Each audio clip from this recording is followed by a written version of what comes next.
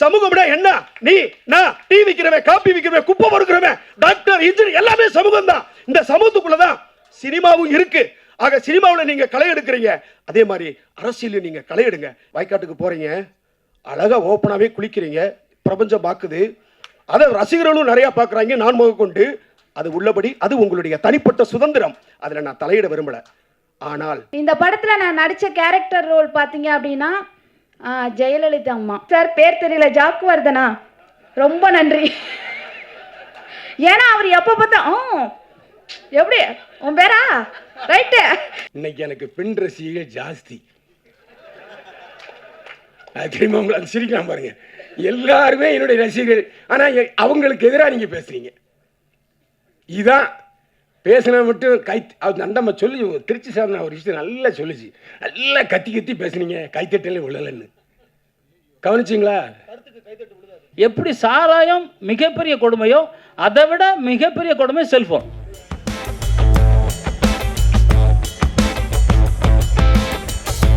அன்னை தமிழை முத்தம் செய், அதை அழிக்க நினைத்தால் எவனாக இருந்தாலும் யுத்தம் செய்.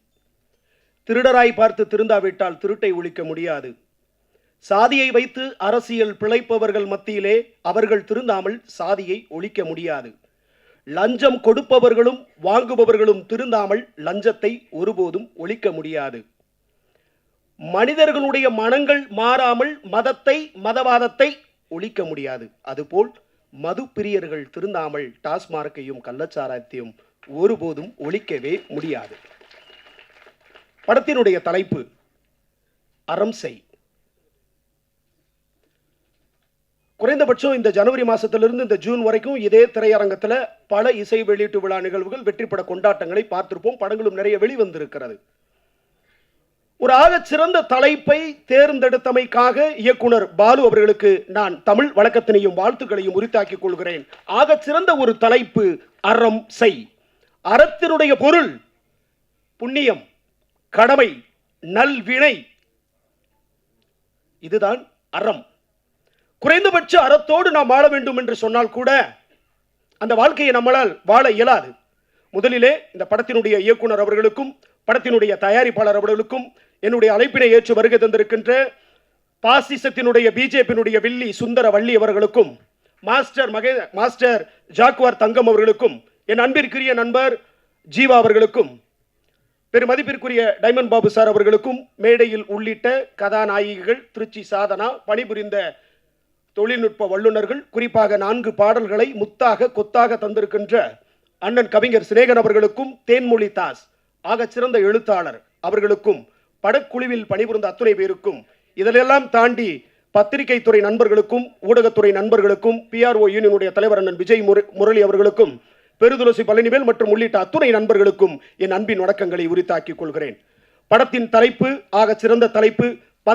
படத்தினுடைய கதை அம்சம் இன்றைய சமூகத்திற்கு தேவையான ஒரு அரசியல் கருத்தினை, அது ஆளும் கட்சி, அது எதிர்கட்சி, எந்த கட்சியாக இருந்தாலும் நேர்பட பேசுகின்ற, நெற்றியில் துப்பாக்கியை வைத்தது போன்று தோட்டா வெடிப்பது போன்று அற்புதமான வசனங்களை ஆக சிறந்த எழுத்துக்களால் தனது வலிமையான போர்க்குணத்தினால் எழுதியிருக்கின்ற பாலு அவர்களுக்கு இந்த படம் நிச்சயமாக வெற்றி பெறும்.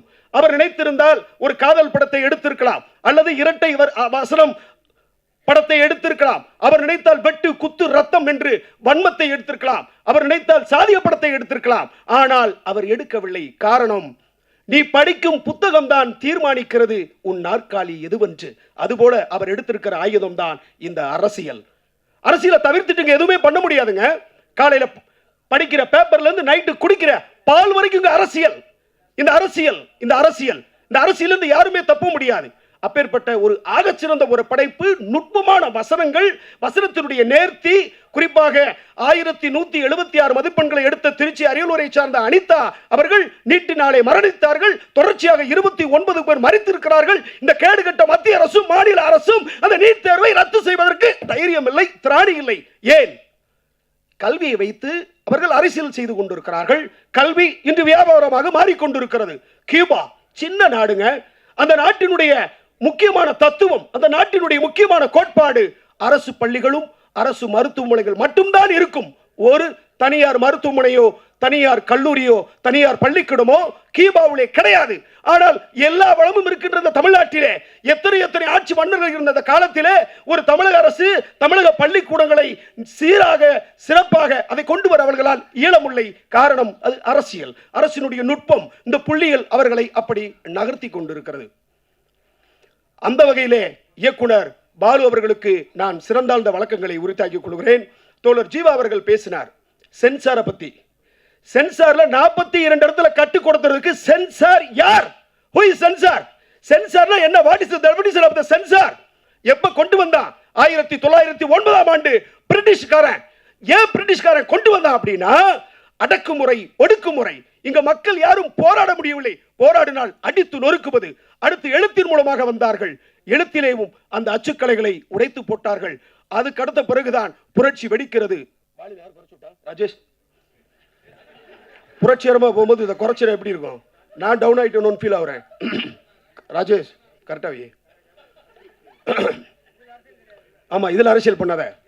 புரட்சிகரமா அந்த அச்சுத்தாள்களை முடக்கினார்கள். அதுக்கு பிறகு இவர்கள் எந்த வகையிலே போராட்டத்தை எடுக்க வேண்டும் என்று சொல்லி காணொளி வடிவாக வீடியோ காட்சிகளின் மூலமாக பிரிட்டிஷ்காரனுடைய ஏகாதிபத்தியத்தையும் அடக்குமுறைக்கும் எதிராக படத்தை எடுத்து அதை வெளியிடும் பொழுது டாக்குமெண்ட்ரியாக புரட்சி தீ பற்றி எரிந்தது. விடுதலை பிறந்தது. அதற்கு பிறகுதான் சுதந்திரத்துக்கு பிறகு 1952ஆம் ஆண்டு சினிமாட்டோகிராஃப் ஆக்ட் என்கின்ற ஒரு சட்டத்தை கொண்டு வந்து பிரிட்டிஷ்காரர்கள் அதை அமுல்படுத்தினார்கள். நம்மளுடைய அடக்குமுறையை இப்படி வெட்ட வெளிச்சம் போட்டு காட்டுகிறார்களே, இனி இந்த படம் இப்படி வெளியே வரக்கூடாது, அது நமக்கு பாதிப்பு என்று நினைத்துத்தான் அந்த சென்சார் போர்டு சட்டத்தை கொண்டு வந்தார்கள். எனக்கு தெரிந்து சென்சாரிலே யார் இருக்கிறா? பாசிச பிஜேபி அரசினுடைய உறுப்பினர்கள் தான் அங்கு இருக்கிறார்கள். எதற்கு சென்சார்? பாலு அவர்கள் செக்ஸ் படம் எடுத்தாரா? இல்ல ஜாதிய படம் எடுத்தாரா? அப்ப கேட்கறதுக்கு இங்க யாரும் இல்லைன்னா நான் கேட்பேன். ஏன்னா அந்த மண்ணுக்கானவன், இந்த மக்களுக்கானவன், இந்த சினிமா துறைக்கானவன், அரசு வேலையை தூக்கி எறிந்து விட்டு சினிமாவை நேசித்து வந்தவன் நான் கேட்பேன். முன்னாடியே ஜீவா அவர்கள் சொல்லி இருந்தால் தமிழகத்திலே சென்சார் போட இருக்கிறாது, அடிச்சு உடைச்சு எரிஞ்சிருப்போம். இது மாதிரி டைரக்டருக்கு மட்டும் இல்ல, சமூகத்தை சார்ந்து படம் எடுக்கிற அத்தனை இயக்குநர்களுக்கும் நான் சார்ந்திருக்கின்ற தமிழக வாழ்வுரிமை கட்சியும் எப்பொழுதுமே ஆதரவாக இருக்கும். நிறைய பேசணும். 2 விஷயத்தை சொல்லிட்டு நான் முடிச்சுறேன். எனக்கு நிறைய பேர் இருக்காங்க. திருச்சி சாதனா அவர்களே, நீங்கள் வந்திருப்பது எனக்கு எல்லையில்லா மகிழ்ச்சி. அன்னைக்கு வந்து கணவன் மனைவி நல்லா நுட்பமாக கவனிச்சுக்குங்க. இது அறிவுரையாக சொல்லலை. நான் என்னுடைய வழி, என்னுடைய உணர்வை நான் உங்ககிட்ட ஷேர் பண்ணிக்கிறேன். அன்னைக்கு ஹஸ்பண்ட் அண்ட் ஒய்ஃப், கணவன் மனைவி திருமணம் முடிச்சு குழந்தை பிறந்துருந்துச்சுன்னா தான் பெத்த பிள்ளைக்கு பாலை கொடுக்குன்னா கூட மாமா கொஞ்சம் அப்படி இருங்க அப்படின்னு சொல்லி மாற விளக்கி விட்டு தான் பால் கொடுப்பாங்க. ஆனால் இன்னைக்கு நீ யூடியூப்ல எங்க போனா அவன் ஓப்பனா ஏதோ உலகத்தினுடைய பிம்பம் மாதிரி காட்டுறாங்க. இதெல்லாம் எப்படி? இது வந்து என்னன்னா, இதை கேட்கறதுக்கு சிரிக்கிற மாதிரி இருக்கும். அதனுடைய நுட்பமான விஷயத்தை நீங்க புரிஞ்சீங்கன்னா அதை இனிமேல் செய்ய மாட்டாங்க. அப்படி இருக்கிறாங்க. இன்னைக்கு சாதனா அவர்கள் தனக்கு இருக்கிற திறமையை வைத்து அவ்வளோ ஃபாலோவர்ஸ் வச்சு இன்னைக்கு அவங்க கிராமத்திலே அவங்க கட்டியிருக்க வீடு பெரிய வீடா இருக்கும்னு நினைக்கிறேன். சந்தோஷம், வாழ்த்துக்கள். ஆனால் அதே சமயம் நீங்கள் நிறைய வீடியோஸ் போடுறீங்க, வயக்காட்டுக்கு போகிறீங்க, அழகாக ஓப்பனாகவே குளிக்கிறீங்க, பிரபஞ்சம் பார்க்குது, அதை ரசிகர்களும் நிறையா பார்க்குறாங்க, நான் முகக்கொண்டு. அது உள்ளபடி அது உங்களுடைய தனிப்பட்ட சுதந்திரம், அதில் நான் தலையிட விரும்பலை. ஆனால் ஒரு நீட் தேர்வை பற்றி நீங்கள் ஒரு பதிவு போடுங்க, ஒரு சாதி ஒழிப்பை பற்றி ஒரு 2 நிமிஷம் பேசுங்க, லட்சக்கணக்கான ஃபாலோவர்ஸ் உங்களுக்கு வருவாங்க. உங்கள் மேலே இந்த சமூகம் அவர்கள் நல்ல ஒரு மதிப்பை வைத்திருக்கும். இந்த படத்தில் கூட நீங்கள் ஒரு அற்புதமான ஒரு கேள்வியை கேட்டுறீங்க முதல்வர் அவர்களை நோக்கி. அதே மாதிரி சினிமாவில் இருக்கிற நடிகர்களை பற்றி ரொம்ப நேர்த்தியாக பேசுகின்ற, நான் பெரிதும் மதிக்கின்ற பத்திரிகையாளர் 71 வயது நிரம்பிய இளைஞன் அண்ணன் பைல்வான் ரங்கநாதன் அவர்களுக்கும் ஒரு வேண்டுகோள். நீங்கள் இங்க இருக்கக்கூடிய விஷயங்களை ஆணித்தரமாக அப்பட்டமாக நீங்கள் சொல்லுகிறீர்கள். அது சினிமாவில் இருக்கிறது, அதை திருத்தணும். நான் அதை திருந்துறதுக்கு தான் நான் சொல்றேன். இதை நான் போய் பார்க்கல, நான் கேள்விப்பட்டதை சொல்றேன், அதுக்கு ஆதாரம் இருக்கு அப்படின்னு சொல்றீங்க. ஓகே, உள்ளபடி ரைட்டு இருக்கட்டும். ஒரு டிபார்ட்மெண்ட்ல வேலை பார்த்த ஒரு அதிகாரி கொஞ்சம் அறம் இருக்கணும். ஏன்னா இந்த படத்தின் தலைப்பு அறமா இருக்கிறதுனால, அறம்னா என்னன்னு நான் சொல்லித்தான் ஆகணும். நான் எல்லாரும் போய் வந்துட்டு படம் நல்லா இருக்கு சூப்பரா இருக்குன்னு சொல்லிட்டு போறதுக்கு நான் வரல. நான் அப்படி ஆள் கிடையாது. நான் சாப்பாட்டுக்காக சண்டை போற ஆள் இல்ல, சாவுக்காக சண்டை போடுற கூட்டத்துல இருந்து வந்தவன். அதனால நான் சொல்லணும். அதனால என்னுடைய இது தாழ்மையான வேண்டுகோள். இப்ப கள்ளச்சாராயம் 51 பேர் செத்தாங்க, அதை பத்தி ஒரு வீடியோ போடுங்க. அதை பத்தி ஒரு விழிப்புணர்வை கொடுங்க. சமூகம்னா என்ன? நீ நான் டீ விக்கிறவன், காப்பி விக்கிறவன், குப்பை பொறுக்கிறவன், டாக்டர், இன்ஜினியர் எல்லாமே சமூகம் தான். இந்த சமூகத்துக்குள்ளதான் சினிமாவும் இருக்கு. ஆக சினிமாவில் நீங்க களை எடுக்கிறீங்க, அதே மாதிரி அரசியல் நீங்க களை எடுங்க. இன்னும் உங்களை நிறைய பேர் நேசிப்பாங்க. ஏன் உங்க டிபார்ட்மெண்ட்ல டிஎஸ்பி விஷ்ணு பிரியா மேலிடத்துல கொடுத்த டார்ச்சர்னால தற்கொலை பண்ணிக்கிட்டாங்க. அந்த கேஸ் சிபிஐக்கு மாறிச்சு. இன்னைக்கு வரைக்கும் காவல்துறையில் வேலை அவங்களுக்கே நீதி கிடைக்கல. எப்படி நீதி கிடைக்கும்? ஐஐடி காலேஜ் ஃபாத்திமா பரந்தாமன்ற பார்ப்பன ப்ரொஃபஸர் டார்ச்சர் பண்ணி தமிழ்நாடு பாதுகாப்பான நாடுன்னு சொல்லி கேரளாவில இருந்து அந்த பிள்ளையை அனுப்புனாங்க. அதுக்கு இன்னும் நீதி கிடைக்கல. ஏன் வேங்கவே இல்லை? குடிக்கிற தண்ணியில பீயுங்க. வார்த்தை சொல்லும் போது எவ்வளவு அசிங்கமா இருக்கு, எவ்வளவு கூச்சப்படுறோம். மலம் கொட்டுனாங்க. இன்னைக்கு வரைக்கும் அதுக்கு தீர்வு கிடைச்சிச்சா? கிடைக்காது, கிடைக்கவும் மாட்டாங்க.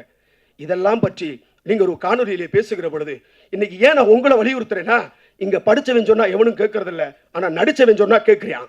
இந்த நாளைய தீர்ப்பேன்றான், நாடே உங்க இல்லைன்றான். டே என்னடா சொல்றீங்க? போராட்ட களம் வேறு, அறம் செய். இந்த அறத்தினுடைய மேன்மை. அறம்னா என்ன? எப்படி வாழ்ந்தார் ஏபிஜே அப்துல் கலாம் ஐயா? அறத்தின் நிலை கொண்டு வாழ்ந்தார். பதவி விலகுகிறார், சூட்கேஸ் எடுக்கிறாங்க, எல்லா பெட்டியும் எடுக்கிறாங்க. அந்த வேலையாளை சூட்கேஸை துடைக்க சொல்றாரு. ஐயா நான் தொடச்சிட்டேன்னு சொல்றான். மறுபடியும் நல்லா தொடங்கன்றாரு. தொடச்சிட்டேன் அப்படின்றாரு. இன்னும் நல்லா தொடப்பா அப்படின்றாரு. ஏன் அப்படி? சுத்தமா தானே இருக்கு, இன்னும் துடைக்க சொல்லிக்கிட்டே இருக்கீங்க அப்படின்னு சொல்ல ஐயா அப்துல் கலாம் சொன்னாரு, இங்க இருந்து போகும்போது என் பெட்டியில ஒரு தூசி கூட ஒட்டியிருக்க கூடாது. இதுதான் அறம். அவர் நினைச்சிருந்தா பிளைட்ல போயிருக்கலாம். இதான் அறம்.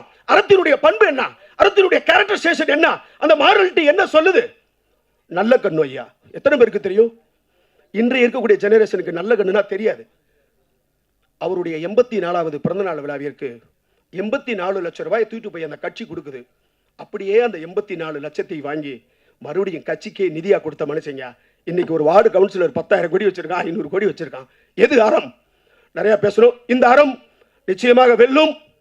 படக்குழுவினர்கள் அத்தனை பேருக்கும் என்னுடைய வாழ்த்துக்கள். இனிமேல் சென்சார் சம்பந்தமா எந்த பிரச்சனை இருந்தாலும் சொல்லுங்க. வழக்குகளுக்கு அஞ்சுபவன் நான் கிடையாது. பிறப்பு ஒரு முறை, இறப்பு ஒரு முறை. அந்த இறப்பு அர்த்தமுள்ளதாக இருக்கணும். அந்த இறப்பு நம்மை நேசித்து வர வேண்டும். உங்களுக்கும் என்னப்பா போமா முடிச்சிடும், நானே முடிச்சிடும். எனக்கு தெரியும், டியூரேஷன் தெரியும், நான் எல்லையை தாண்ட மாட்டேன். அனைவருக்கும் என்னுடைய மனமார்ந்த வாழ்த்துக்கள். மாஸ்டர் உங்களுக்கும் வாழ்த்துக்கள். படம் வெற்றி பெற என்னுடைய நெஞ்சம் நிறைந்த வாழ்த்துக்கள். எந்த ஒரு பிரச்சனையாக இருந்தாலும் சொல்லுங்கள். நானும் நான் சார்ந்திருக்கின்ற தமிழக வாழ்வுரிமை கட்சியும் அண்ணன் முத்தமிழன் மேல்முருகன் அவர்களும் எப்பொழுதும் உங்களுக்கு உடன் இருப்பார்கள். அறம் வெல்லும். பாலு சார் வெல்வீர்கள். நன்றி, வணக்கம். திருச்சி வரைக்கும் கேக்குதா? Okay, super. எனக்கு ரொம்ப சந்தோஷமா இருக்கு. ஏன் ரொம்ப சந்தோஷமா இருக்கு அப்படின்னா, அறம் செய் படத்தோட ஆடியோ லான்ச்சுக்கு வந்திருக்கேன். ரொம்ப பார்க்கவே பிரம்மாண்டமாக இருக்குது. ஒரு அரசியல் சம்பந்தமான ஒரு படம் எடுத்திருக்காங்க சார். துணிஞ்சு அரசியல் சம்பந்தமாக எல்லாமே ஓப்பனாக எல்லா கட்சியினரும் பேசுகிற மாதிரி எல்லாமே டைலாக்கோட சூப்பராக எடுத்திருக்காங்க. எனக்கு ரொம்ப பிடிச்சிருக்கு. இன்னொரு விஷயம் அப்படின்னு பார்த்தீங்கன்னா, இந்த அறம் செய் படத்தில் மிதிச்சிட போகிற இது வேற கத்த போகிறார். ஹலோ சார், சாரி சார், ஏதோ ஃப்ளோவில் வந்துருச்சு சார், சாரி சார். எங்கிட்ட போனாலும் அடியாக விழுது. என்ன பண்ணுறேன்னு தெரில. இந்த எப்படி சொல்கிறது, நம்ம சார் எப்படின்னா படத்தை பற்றி மட்டும்தான் பேச சொன்னாங்க. ஆனால் அப்படி பர்சனலாம் பற்றி பேச விட்டு சும்மா இங்கெல்லாம் பூகம்பம் அப்படியே கிளம்புது. இருந்தாலும் ஒருத்தர் முன்னேறதுக்காக 4 பேர் அட்வைஸ் பண்ணால் அதை கண்டிப்பாக நம்ம ஏற்று தான் ஆகணும். அவங்க நமக்கு அக்கறையோடு தான் பண்ணுறாங்க அப்படின்னு சொல்லிட்டு நம்ம மனசார ஏற்றுக்கணும். அதை நான் ஏற்றுக்கிறேன் கண்டிப்பாக. ரொம்ப சந்தோஷம். முக்கியமான ஒரு விஷயம் என்னென்னா, இந்த படத்தில் நான் நடித்த கேரக்டர் ரோல் பார்த்தீங்க அப்படின்னா ஜெயலலிதா அம்மா. ஆமாம், ஜெயலலிதா அம்மா மாண்புமிகு இரும்பு பெண்மணியான அந்த எப்படி சொல்கிறது, முன்னாள் முதலமைச்சர் அவர்களுடைய வேடத்தில் நான் நடிச்சிருக்கேன். ரொம்ப சந்தோஷமாக இருக்குது. இந்த கேரக்டரில் பார்த்திங்கன்னா யாருமே ஓப்பனாக நடிக்க மாட்டோம் அப்படின்னு சொல்லிட்டாங்களாம். கடைசியாக நம்ம பாலு வைத்தியநாதன் சார் அப்புறம் ஜீவா சார் 2 பேரும் என்னை நடிக்கிறியான்னு கேட்டாங்க.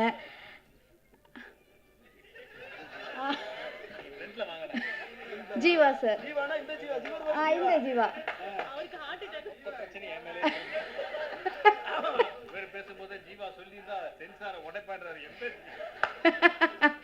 அதான் 2 பேர் வந்து கேட்டாங்க, எப்படிம்மா இந்த கேரக்டர் ரோலில் நீங்கள் வந்து நடிப்பீங்களா அப்படின்னு சொல்லி கேட்டாங்க. கண்டிப்பாக எனிவே எல்லா கேரக்டருமே நான் நடிக்கிறேன் சார், எதுவும் பிரச்சனை எதுவும் வந்துடாதா அப்படின்னு வந்து நான் கேட்டேன். இது வந்து ஒன்லி நடிப்பு தானம்மா, இந்த அறம் செய் அப்படிங்கிறது நம்ம கூட படத்து மூலியமாக வெளிக்காட்டல அப்படின்னா இந்த நாட்டில் சில விஷயங்கள் வந்து நமக்கே தெரியாமல் அதை சொல்கிறதுக்கு யாரும் தயங்கி நிற்கிறாங்க. ஸோ இந்த படம் பார்த்தாவது எல்லா மக்களும் நேரடியாக தன்னம்பிக்கையாக தைரியமாக வந்து இந்த படத்தின் மூலமாக எல்லாரும் வந்து துணிஞ்சு யாராக இருந்தாலும் பயப்படாமல் கேட்கணும் அப்படிங்கிறதுக்காக தான் இந்த படம் வந்து நான் வந்து எடுக்கிறேன். அதனால் ஸோ உனக்கான கேரக்டர் ரோலை நீங்கள் பண்ணுங்க அப்படின்னாங்க. கொஞ்சம் தயங்கியே இருந்தேன். அப்புறம் இன்னொரு விஷயம் என்னன்னு பார்த்தீங்கன்னா, அந்த அம்மாவோட ஆட்டிடியூட், அந்த அம்மா எப்படி நடக்கிறாங்க, பேசுகிறாங்க, பாவனை, அவங்க எப்படி நடந்து வர்றாங்க போகிறாங்க, இதெல்லாம் வந்து வீடியோவாக நீங்கள் வந்து ஒரு டைம் பாருங்கள் அப்படின்னு சொல்லிகிட்டே இருந்தாங்க. கடைசியில் சரி ஓகே சார் அப்படின்னு சொல்லிட்டு பார்த்தேன். எனக்கு வந்து டைலாக்ஸ் வந்து எனக்கு வந்து நிறையவே கொடுத்தாங்க. அதை வந்து பின்பற்றி சாரோட நம்பிக்கையை இழக்காமல் கண்டிப்பாக என்னால் முடிஞ்ச வரைக்கும் இந்த படத்தை வந்து நான் வந்து நடித்து கொடுத்துருக்கேன். என் மனசார எப்படி சொல்கிறது, நானே ரொம்ப சந்தோஷப்படுறேன். நீங்கள் எல்லாருமே இந்த மீடியாக்கள் ஆப்போசிட்டாக வந்து நல்லதும் நடக்கும் கெட்டதும் நடக்கும், இந்த மாதிரி வந்து கஷ்டப்பட்டு எடுக்கிற படத்துக்கு நீங்கள் வந்து உறுதுணையாக ஒரு ஹெல்ப்ஃபுல்லாக இருந்தீங்க அப்படின்னா எங்களுக்கு வந்து ரொம்ப சந்தோஷமாக இருக்கும். முதல் படம் வெளியாக உள்ளது. ஒரு 15 படம் நடித்து முடிச்சுட்டு, ஆனால் வரவிக்கிறது வந்து இந்த படம் தான், அறம் செய் படம் தான் வரப்போகுது. ஸோ எல்லோரும் சப்போர்ட்டாக இருந்து எங்களுக்கு இந்த மாதிரி டீமுக்கு, எல்லா டீமுக்கும் எங்களுக்கு வந்து ரொம்ப கஷ்டப்பட்டு எடுத்திருக்காங்க அறம் செய். அதனால் இந்த டீமுக்கும் நீங்கள் வந்து என்ன சொல்கிறது, எனக்கு அவர் சொன்னதே மைண்டில் ஓடிக்கிட்டே இருக்குது. டக்கு டக்கு டக்கு டக்கு டக்குன்னு ஓடுது. என்னடா கூப்பிட்டு வச்சு இவ்வளோ அழகாக தெளிவாக பேசுகிறாரே அப்படின்னு சொல்லிட்டு. இப்போ சப்போர்ட் பண்ணுங்கள் எல்லாரும். நீங்கள் சொல்கிறதுனால. உங்கள் பேர் என்ன சார்? குணாஜி. இங்கே பார்த்தீங்கன்னா இங்கே அரசியல் வத்தமே நடத்திட்டார் குணாஜி. கத்து கத்து கத்து கத்துன்னு கத்துனாலும் இங்கே ஒரு கை தட்டினா ஓசையே வராது. அந்த காலத்தில் சொன்ன மாதிரி தான், எல்லாரும் சொன்ன மாதிரி தான், நீங்கள் கத்த நாங்கள் கேட்க, இவ்வளோதான். எல்லாருமே கத்தணும் உங்கள் மாதிரி கோரஸா, இல்லைங்களா? அதனால் ஒருத்தர் எனர்ஜியை வேஸ்ட் பண்ணி கத்துனா அவங்களும் ஆப்போசிட்டில் உங்கள் வாயை தானே பார்த்தாங்க, வேறு ஏதாவது பேசுனாங்களா? பேச முடியல, ஏன்னா நீங்கள் பேச விடலை. ஸோ அதனால் படம் எப்படி எடுத்துருக்காங்கன்னா, எல்லாரும் ஒற்றுமையாக இருந்து போராடுங்க, இந்த தமிழ்நாட்டுக்கு நல்லதை வந்து நீங்கள் கேளுங்க, போராடி வாங்குங்க, உண்மையை உறக்க சொல்லி எல்லாமே பண்ணுங்க அப்படிங்கிறதுக்காக தான் அறம் செய் படம் வந்து எடுத்திருக்காங்க. அதனால் எல்லாரும் சப்போர்ட்டிவாக இந்த படத்தை ஆதரித்து மேலும் எல்லா பேரும் போய் தேட்டரில் போய் கண்டிப்பாக பாருங்கள். எங்கிட்டாவது சைடு கீழில் போய் ஏதாவது பார்த்துக்கிது தொலைஞ்சிடாதீங்க. அதனால் வந்து தயவுசெய்து தேட்டரில் வந்து பாருங்கள். முக்கியமாக வந்து ஜீவா சார் ரொம்ப நன்றி, அண்ட் வந்து மேம் உங்களுக்கு ரொம்ப ரொம்ப நன்றி. பாலு வைத்தியநாதன் சார் உங்களுக்கு ரொம்ப நன்றி சார். உங்களுக்கும் நன்றி சார். பேர் தெரியல, ஜாக்குவர்தனா, ரொம்ப நன்றி. ஏன்னா அவர் எப்போ பார்த்தா எப்படி உன் பேரா ரைட்டு ஏ நம்ம மேடையில் உட்காந்துருக்கையா அங்கிட்டு போய் வச்சுக்கலாம் அப்படின்னு பார்த்தா இல்லை இல்லை அப்படின்னு பார்த்தா அவர் சாதனா அப்படி ஐயோ நான் மேடையில் வேற இருக்கனே. பொண்டாடி இருக்கா சார்? பொண்டாடி இருக்குன்னு தான் சொன்னார் அவரு, இல்லையா சார்? இல்லையா? ஓ சண்டை, ஐயோ என்கிட்ட உங்க கதை இழுத்துறீங்க சாமி, நானே ஏகப்பட்ட பிரச்சனையில இருக்கேன் சார். யா சார், ஐயோ அத்தி, சரிங்க சார். எல்லாருமே எங்களுக்கு வந்து துணையா இருந்துன்னா என்ன இருந்து எல்லாரும் ஆதரவா இருந்து சப்போர்ட் பண்ணி இந்த படத்தை வந்து தியேட்டர்ல போய் எங்களுக்காக பாருங்க. ரொம்ப கஷ்டப்பட்டு எடுத்திருக்காங்க சார். பாலு வைத்தியநாதன் சார் ரொம்ப நன்றி. இந்த சான்ஸ் எனக்கு கொடுத்ததுக்கு ரொம்ப ரொம்ப நன்றி. வணக்கத்தை தெரிவிச்சுக்கிறேன். Thank you. Vanakkam. Very good evening to all of you. Okay. First of all, thank you so much for giving me this opportunity to standing in front of you all and sharing some of my experience with you all. Thank you very much. Aram Say, it was a very wonderful and amazing journey. And இந்த படத்துக்கு என்னோட character பற்றி பேசணும்னு, என் character பேர் Kyle. It's a very பப்ளியான ஒரு ஜாலியான கேரக்டர். ஹோப் எல்லாருக்கும் இந்த கேரக்டர் பிடிக்கும்னு நினைக்கிறேன். So Balu sir, Thank you, sir, for giving me this opportunity and making me part of RMC team. And thank you so much for trusting me. Thank you, sir. Balu sir pati praise nona. Balu sir, he's a very active and very energetic person on set. And at the same time, nadikkambodhu and direction பண்ணும்போது it's very difficult. So he handled very smartly, and his energy is very, very, energetic. So it's helped a lot for us. And our producer, ma'am, Sweta ma'am, she was such a beautiful lady. She's so sweet to everyone. Thank you so much for ma'am for giving me this opportunity. Rombo nandri. And music, Shrikant Deva sir, he has given beautiful music in this movie. I think it's not here. So it was honor to working in same project. Thank you so much, sir. I don't know where you. And Jeeva, he was, it was Jeeva. It was a wonderful experience, amazing. Rombo supportive irundirukkinga. Rombo nandri. Thank you so much. And now coming to our ADs. So generally other stateலேருந்து other languageலேருந்து வரும்போது இந்த ஸ்டேட்டில் and then acting in different language ரொம்ப difficulties இருக்கும். So நான் அப்படி ஒன்றும் பெருசாக feel பண்ணல பிகாஸ் ஆஃப் அவர் ADs ரொம்ப நல்லா சொல்லி கொடுத்துருக்காங்க. They have been so supportive and kind to me. Thank you so much, all our ADs, especially Jeeva sir. Thank you very much for your kind and patience. And thank you so much, if I'm not leaving anyone. Thank you very much. Thanks all the media, and thank you so much for RMC entire team and crew. Thank you very much. Thank you so much. When I was doing this character, எனக்கு எப்படி தோணுச்சுன்னா, I mean ரொம்ப ஸ்ட்ராங்கான dialogues. This could either get me like நான் ரொம்ப price வாங்குவேன், இல்லைன்னா திட்டு வாங்குவேன்னு நினச்சேன். இப்படி தான் நான் காமெடியாக சொல்லிட்டு இருந்தேன் அவர்கிட்ட. Because I was not sure நான் என்ன சொல்கிறது. Maybe it is right, maybe it might hurt some sentiments. But at the end of the day, நான் ஒரு ஆக்டராக what I should do, that is what I did. I can see they've done a fantastic job. So romba nalla vandirukku. The output is really nice. I'm seeing it for the first time, and it's really very good. So I'd like to take a moment to thank the whole team, Balu sir, and all the ADs who really helped me. From everybody seated here, ellarume, I'm sorry ellar peru yavar, but I really respect you all, and I'm glad you all came. அதுக்கு மேலே I have nothing much to say. I'd like to give you all a big thank you. Thank you so much. RMC இந்த படத்துடைய நாயகன் பாலு வைத்தியநாதன் அவர்கள், anchor அவங்களுக்கு kind information எழுதி கொடுப்பார், அதெல்லாம் செய்வார் அவர். அவர் வந்து இந்த படத்தின் நாயகன், கதாநாயகன் அண்ட் இயக்குனர், ப்ரொடியூசர், ஒரு ஒன் மேன் ஆர்மி மாதிரி அவர் வந்து ரொம்ப சிரமப்பட்டு அவர் மனசில் இருந்த ஒரு விஷயத்தை படமாக்குறதுக்கு பல நாள் அவர் வந்து முயற்சி பண்ணியிருக்காரு. அதுக்கான ஒரு கம்ப்ளீஷனையும் அவர் பட்டிருக்காரு. ஸோ எனக்கு ஒரு நல்ல நண்பர், இனிய மனிதர், பார்க்குறதுக்கு ரொம்ப முரட்டுத்தனமாக, அவருடைய ஆட்டிடியூட் பார்த்திங்கன்னா ரொம்ப காரசாரமாக இருக்கும், பட் குழந்தை மனம் கொண்ட ஒரு பலாப்பழம் மாதிரின்னு வச்சுங்களேன். உள்ளுக்குள்ளே ரொம்ப ஸ்வீட்டான பர்சன். நான் நிஜமாக தான் சொல்கிறேன், யாரோ கலாய்க்கிறாங்கன்னு நினச்சிருக்கேன். எல்லாத்தையும் திட்டுவார், கத்துவார், டென்ஷன் ஆவார், பட் ஒரு கைண்ட் ஹார்ட்டட் பர்சன், அதில் வந்து சந்தேகமே கிடையாது. ஸோ ஏன்னா இப்போ நான் அவர்கிட்ட மேடையில் பேசி எனக்கு என்ன கிடைக்க போகுது, அதெல்லாம் ஒன்றும் கிடையாது. நான் எப்பயுமே மனசில் இருக்கிறத சொல்கிறேன். நல்ல மனிதர். அண்ட் ஸ்வேதா மேடம் இந்த படத்துடைய தயாரிப்பாளர், அவங்களுக்கும்.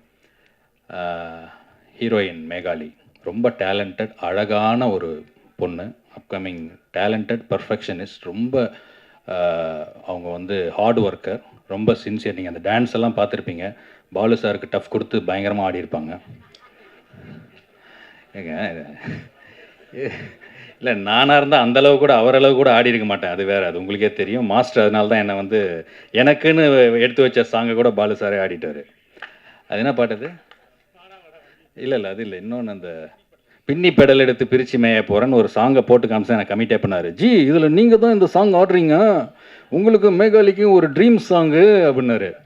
அந்த சாங் இன்றைக்கி வரைக்கும் எனக்கு ட்ரீம்லேயே தான் ஓடிட்டுருக்கு. இங்கே வந்து பார்த்தா தான் உண்மையே தெரியுது. இன்னும் ஷூட்டிங் இருக்குது உங்களுக்கு, ஷூட்டிங் இருக்குது உங்களுக்குன்னாரு.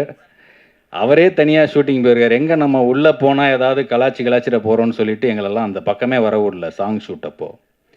ஸோ நல்லா பண்ணியிருக்காங்க. ஸோ மேகாலி வந்து ஒரு நல்ல ஹார்ஸ் ரைடர், நல்ல டான்ஸு, ஃபிட்னஸ் கான்ஷியஸு, பர்ஃபார்மன்ஸ்க்காக ரொம்ப ஆர்வமாக, அதுக்காக டெடிக்கேட்டடாக கமிட்டடாக வந்து இருக்கணும்னு நினைக்கிறவங்க. எதுக்காக சொல்கிறேன்னா, நம்ம ஒர்க் பண்ணதில் நிறைய அப்கமிங் டைரக்டர்ஸ், புதுசாக படம் எடுக்கிறவங்க வந்து ஒரு நல்ல ஹீரோயின் வேணும், நல்ல கோஆப்ரேட்டிவ் பண்ணி நல்ல ஒரு சின்சியரான பொண்ணுங்க வேணும்னு நினைக்கிறவங்களுக்கு நம்ம ஒர்க் பண்ண அந்த ஒரு நண்பர்களை நம்ம ரெக்கமெண்ட் பண்ணுற மாதிரி தான் இது. ஸோ ரொம்ப சின்சியர் பெர்ஃபார்மர், அவங்களுக்கு என்னுடைய வாழ்த்துக்கள். அண்ட் அஞ்சனா கீர்த்தி, அவங்களும் நானும் ஏற்கனவே ஒரு படம் பண்ணியிருக்கோம், ஜம்போன்னு ஒரு படம். பட் காம்பினேஷன் இல்லை, இந்த படத்தில் காம்பினேஷன். என்னுடைய இனிய நண்பர், அவங்களும் ரொம்ப டெடிக்கேட்டடான சின்சியரான ஒரு ஆக்டர். அண்ட் அண்ணன் ஜாக்குவார் அண்ணன், இந்த படத்தில் முதலமைச்சராக அவர் வராரு. பல அவருடைய வசனங்கள் எல்லாமே வந்து பார்த்திங்கன்னா ரொம்ப கான்ட்ரவர்சியான ஒரு விஷயங்களாக தான் இருக்கும். இந்த படத்தோட கதை கேட்கும்போது கூட நான் வந்து ஃபஸ்ட்டு எப்படி வந்ததுன்னு சொன்னால், இந்த கோவிட்லாம் முடிஞ்சு யாருமே ஷூட்டிங்கே கூப்பிடல, படம் இண்டஸ்ட்ரியே அப்படியே டவுனில் இருக்குது. என்னடா இது ஷூட்டிங்கே யாரும் ஆரம்பிக்க மாட்டேன்றாங்களே, ஒரு ஃபோன் கூட வரலையே, படம்லாம் அவ்வளோதானா, இதுக்கப்புறம் ஆரம்பிப்பாங்களா மாட்டாங்களா, தேட்டர் வேறு ஓட மாட்டேங்குது அப்படின்னு நினச்சிட்டு இருக்கும்போது ஒரு ஃபோன் வந்துச்சு. சார் வணக்கம், நான் பவுலு பேசுகிறேன் அப்படின்னு ஃபோன் பண்ணார் இவர். ஓகே, ஏதோ ஒரு ஆடு சிக்குது, போய் ஒரு மீட்டரை போட்டுற வேண்டியது தான் அப்படின்னு சொல்லிட்டு முதல்ல நான் அவரை போய் பார்க்க போனேன். சார் போனதுக்கப்புறம் சரி கதையை சொல்லுங்கள் சார். என்னன்னு சார், இதில் நம்ம 4 பேர் ஒரு கேரக்டர் பண்ணுறோம் சார், ஒரு இது சார். சரி கதையை சொல்லுங்கள் sir. Sir full controversy sir, படம் நீங்கள் கதையெல்லாம் கேட்காதீங்க, ஃபுல் கான்ட்ரவர்சினாரு. நான் ஒரு 4-5 வாட்டி கேட்டு பார்த்தேன், அதுக்கப்புறம் நான் கேட்கறதை விட்டேன். அடப்போங்க சார், நீங்கள் படமாக எடுங்க, நான் பார்த்துக்கிறேன் டப்பிங்கில் அப்படின்னு சொல்லி. நான் ஸ்பாட்லேயும் இப்படி தான், நம்ம உங்களுக்கு தான் தெரியும் இல்லை, நம்ம வந்து அதனால் எனக்கு இந்த படத்துடைய கதை என்ன, அவர் என்ன பண்ணுறாரு எதுவுமே தெரியாது. டைலாக் சொல்லுவார், கேட்போம், நடிப்போம், அவருடைய மைண்டில் தான் ஒரு விஷயம் இருக்கும். அப்புறம் திருப்பி அது இல்லைங்க ரீஷூட் பண்ண போகிறேன்னு. சரி ஓகே, அவர் வந்து அவர் மனசுக்குள்ளே ஏதோ ஒன்று வச்சுருக்காரு, ஒரு டைரக்டரோட ஃப்ரீடம். நம்ம போய் இதில் ஏதாவது கருத்து சொல்கிறோம், அது சொல்கிறோம், இது சொல்கிறோன்னு அந்த சுதந்திரத்தில் தலையிட்டு அவரை டிஸ்டர்ப் பண்ணக்கூடாதுன்ட்டு நாங்களும் அவர் என்ன சொல்கிறாரோ அதை அப்படியே செஞ்சுருக்கோம். நீங்கள் படம் வரும்போது பார்த்து புரிஞ்சுப்பீங்க. அப்புறம் வந்து படத்தில் நம்ம அன்பு அண்ணன் பைல்வான் அவர்கள், அவர் ஒரு பொலிட்டீஷியனாக அவரோட நடிக்கிற ஒரு வாய்ப்பு எங்களுக்கு ரொம்ப சூப்பராக இருந்தது. அண்ணனோட ஒர்க் பண்ணுற அந்த எக்ஸ்பீரியன்ஸ் நிறைய வருஷமாக நாங்கள் வந்து பேசியிருக்கோம், நிறைய வருஷமாக அண்ணனை வந்து தெரியும். என்ன ஒன்று, இந்த யூடியூப்பில் ஒரு வீடியோ பேசும்போது நம்மளை பற்றி 2 வார்த்தை கூட எதுலேயும் சொல்ல மாட்டேங்கிறார். அதான் எனக்கு ஒரு வருத்தம். ஏதாவது சும்மாவாவது சொல்லி விடுங்கண்ணே, இப்போ எதுவும் சொல்லாதீங்கண்ணே, சரி நம்ம பையன் தானே அப்படின்ட்டு நம்மளை பற்றி எதுவும் சொல்ல மாட்டேங்கிறாருன்னு நினைக்கிறேன். ஸோ அண்ட் வந்து படத்துடைய இசையமைப்பாளர் என் இனிய நண்பர் ஸ்ரீகாந்த் தேவா அவர்கள், அவங்க இன்றைக்கி வர முடியாத சுச்சுவேஷன் நினைக்கிறேன். ஸோ அவருக்கு என்னுடைய வாழ்த்துக்கள். அண்ட் திருச்சி சாதனா அவர்கள், அவங்க வந்து இந்த படத்தில் ஒரு நல்ல பர்ஃபார்மன்ஸ், அவங்க அந்த பொலிட்டீஷியன் கேரக்டர் பண்ணாங்க. அவங்களுக்குள்ள ஒரு நல்ல ஹியூமர் சென்ஸ் ஆஃப் ஹியூமர் நல்லா இருக்குது. எப்படி நம்ம இந்த சரளாக்காலாம் பண்ணுற சில கேரக்டர், நம்ம ஷோபனான ஒரு ஆர்டிஸ்ட் இருந்தாங்க, அவங்க இப்போ இல்லை, தவறிட்டாங்க. ஸோ அந்த மாதிரி ஸ்பேஸ்க்கலான சில கேரக்டர்ஸ்லாம் இருக்கும் இல்லையா, காமெடிக்கு ஒரு ட்ரை பண்ணக்கூடிய ஒரு விஷயம். அவங்களுக்கு அது நல்லாவே ஒர்க் ஆகுது. அவங்க பேசும்போது நிறைய பேர் ரசிக்கிறாங்க. ரொம்ப யதார்த்தமான ஒரு பாமர தமிழில் ரொம்ப அழகாக அவங்களும் பர்ஃபார்ம் பண்ணியிருக்காங்க. ஸோ அவங்களுக்கும் என்னுடைய வாழ்த்துக்கள். அண்ட் இந்த படத்தில் நம்ம சக்தி அண்ணன் ஒரு பெரிய டெரர் வில்லன். அவர் அண்ணா கொஞ்சம் ஏஞ்சிக்காங்க, டெரர் வில்லன். அந்த கஞ்சி போட்ட வெள்ளை சட்டையை பார்த்தோன்னா டக்குன்னு எனக்கு ஒரு சிரிப்பு வந்துச்சு. ஏன்னா அவரை நான் சாஃப்டாகவே பார்த்துருக்கேன். என்ன கேரக்டர்ண்ணே, நான் தான்ப்பா வில்லன்னாரு. அண்ணா என்கிட்ட மட்டும் சொல்கிறது, உன்னை பார்த்தா என்னதான் இருந்தாலும் எனக்கு வந்து அது ஒரு ரொம்ப நல்ல மனிதர்கள் வில்லன் கேரக்டர் பண்ணும்போது அது வந்து எப்படி நமக்கு அக்செப்டே பண்ணிக்க முடியாது, அந்த மாதிரி இருந்துச்சு. பட் கேரக்டராக கதைக்களமோடு வரும்போது அது நல்லாயிருக்கும். ஏன்னு சொல்கிறேன்னா, நானே ஒரு படம் பண்ணியிருக்கேன் இப்போ, கரான்னு ஒரு மூவி. நானும் என்னுடைய இனிய நண்பர் குணாஜி பொங்கி எழுந்துட்டு போனார். அவர் என் படத்தில் ஒரு முக்கியமான என்னுடைய ரைட் ஹேண்ட் கேரக்டராக பண்ணார். அதில் நான் வில்லனாக நடிச்சிருக்கேன். பட் எனக்கே பார்க்கும்போது கூட இல்லை, என்ன தான் இருந்தாலும் கொஞ்சம் வில்லனாக அக்செப்ட் பண்ணிக்கிறது கஷ்டமோ. ஏன்னா அது கேரக்டராக அந்த கேரக்டருக்கு என்ன ஜஸ்டிஃபை பண்ணியிருக்கோமோ அதை நம்ம பண்ணியிருக்கோம். இருந்தாலும் அந்த குட் பாய் இமேஜுக்குள்ளே இருக்கிறவங்க, ஒரு சாஃப்ட் நேச்சராக இருக்கிறவங்க வந்து அந்த கேரக்டர் பண்ணும்போது அது எந்த அளவுக்கு இருக்கும் அப்படின்னு சொல்லி தெரியல. ஸோ இந்த படத்தில் என்னுடைய ரோல் அப்படி இருக்குது. அது பாலு சார் தான் சொல்லணும், அவர் எப்படி அதை பண்ணியிருக்காரு, எப்படி எடிட் பண்ணியிருக்காருன்னு. நாங்கள் பார்த்த வரைக்கும் நல்லா இருக்குது. என்ன சார் வந்திருக்கா?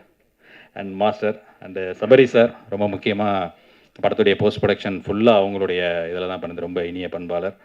அண்டு இன்னும் நிறைய விஷயங்கள் இருக்குது. இந்த படம் அறம் செய் படத்துடைய பிஆர்ஓ சாவித்திரி மேடம் பின்னாடி வந்து நிற்கிறாங்கன்னு நினைக்கிறேன். சொல்லு அவங்களுக்காக தான் நான் மெயினாக இன்றைக்கி வந்தேன். ஏன்னா ரொம்ப நாள் கழிச்சு அவங்க ஒரு படம் என்னோடய படம் வருது, நான் பிஆர்ஓ பண்ணுறேன், நீங்கள் வரலனா எப்படி அப்படின்னாங்க. இன்றைக்கி கொஞ்சம் கமிட்மெண்ட்ஸ்னால என்னால் வர முடியாத சுச்சுவேஷனாக இருந்தது. அதனால தான் லாஸ்ட் மினிட்டாக வந்தேன். பட் அவங்களுடைய அந்த ஒரு அன்பான அழைப்பை ஏற்று நான் இன்றைக்கி வர வேண்டியதாக இருந்தது.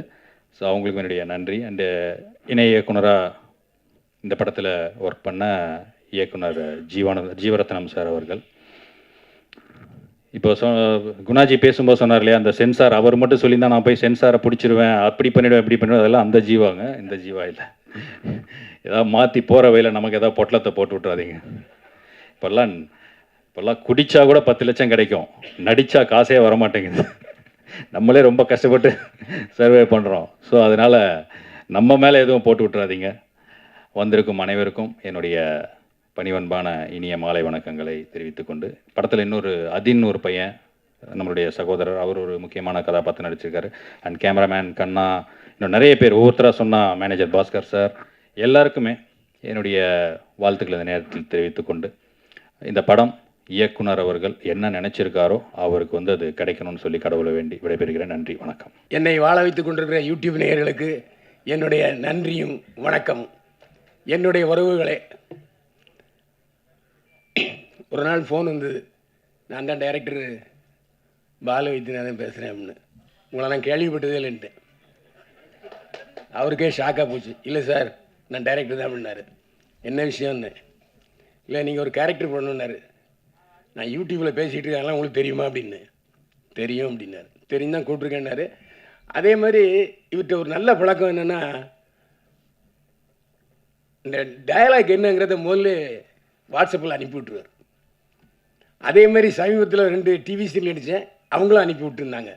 இதனால ஒருத்தருக்கு வேலை போயிடுது. அசோசியேட் டைரக்டர் வந்து டயலாக் சொல்லி விடுப்பார்ல, அவருக்கு வேலையெல்லாம் போயிடும். அந்த டயலாக்கை அவர் என்ன எழுதியிருக்காரோ அப்படியே நான் சொன்னேன். ஆனால் அப்போவே சென்சார் கட்டு வரணும்னு எனக்கு தெரியும். நான் அவர்கிட்ட சொல்லலை. ஏன்னா எல்லாம் நடந்த விஷயங்களே அவர் வசனமாக்கியிருந்தார். அதனால் இது இந்த மந்திரியை குறிக்கும், இது இந்த மந்திரியை குறிக்கும் அப்படிங்கிறது தெரிஞ்சு போச்சு. அது மட்டும் இல்லை, அவர் போஸ்டரில் மிகப்பெரிய பொய்யை சொல்லியிருக்காரு. யாரும் இந்த படத்தினுடைய போஸ்டரை பற்றி பேசவே இல்லை. ஏன்னா ஒருத்தர் பாரதிய போஸ்டர் போட்டிருந்தார், கீழே நாங்கள் அரசியல் பேசவில்லை இன்னும் போட்டிருந்தார். முழுக்க அது அரசியல் பேசுகிற படம். ஏன் அப்படி ஒரு கருத்துன்னு எனக்கு புரியலை. ஏன் நாங்கள் அரசியல் பேசுகிறோம் போடுங்களேன். எதுக்குன்னா, நீங்கள் அவ்வளோ துணிச்சலாக நாட்டில் உள்ள நடப்புகள், அது ஆளுங்கட்சியாக இருந்தாலும் சரி, எதிர்கட்சியாக சரி, மாநில அரசாக இருந்தாலும் சரி, மத்திய அரசாக இருந்தாலும் சரி தாக்குறீங்க. நாங்கள் ஏன் அரசியல் முழுக்க அரசியல் பேசிவிட்டு நாங்கள் அரசியல் பேசவில்லை என்று சொல்கிறீங்க. இதில் எனக்கு முன்னால் ஒருத்தர் இதில் என்னை பற்றி நீங்கள் பேசவே இல்லைன்னாரு. நான் இன்றைக்கி அவரை பற்றி நல்ல தகவல் சொல்லியிருந்தேன். ஜீவாவை பற்றி எனக்கு சொந்தக்காரர் அவர். இல்லை, இன்னொரு விஷயம் இருக்குது. அவர் ஒரு அரசியல் கட்சிக்கு பொதுச் செயலாளர். அது உங்களுக்கு தெரியுமா? யாருக்காவது தெரியுமா? அதான். ஏன் விளைக்கிங்களா? ஓ, அரசியல் படத்தில் நடிக்கிறதுனால அரசியல் கட்சி தான் விளைக்கிட்டீங்களா?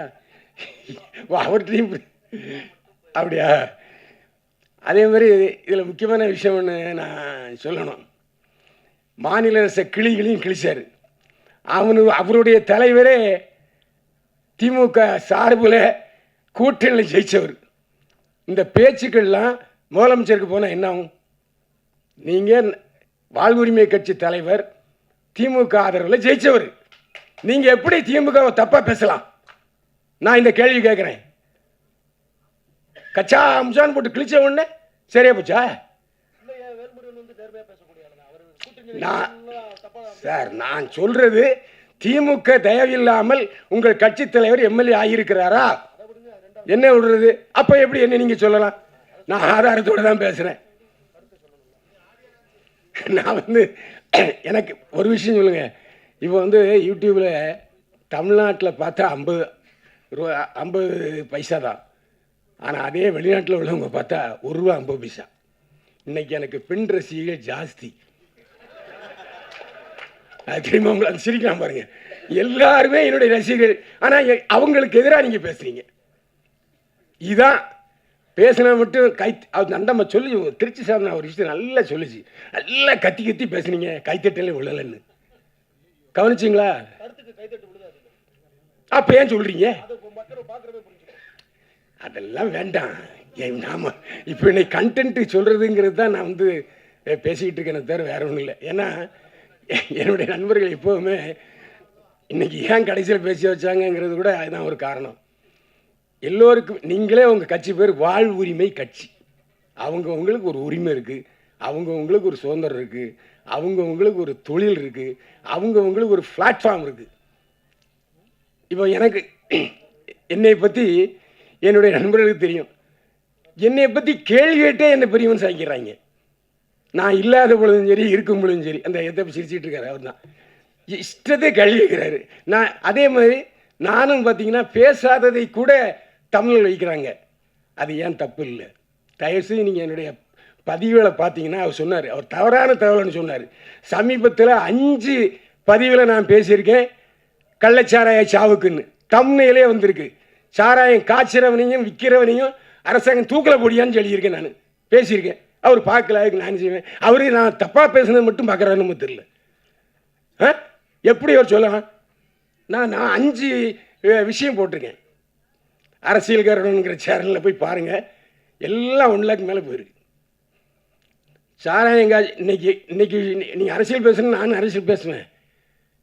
இன்னைக்கு ஏன் கல் இறக்குறத அனுமதிக்க மாட்டீங்க? எல்லா மது ஆலைகளையும் வச்சிருக்கிறது ஆளுங்கட்சியும் எதிர்கட்சியும். எப்படி அவங்க வந்து விடுவாங்க? இன்னைக்கு கூட பேசிட்டு வந்திருக்கேன் நான்.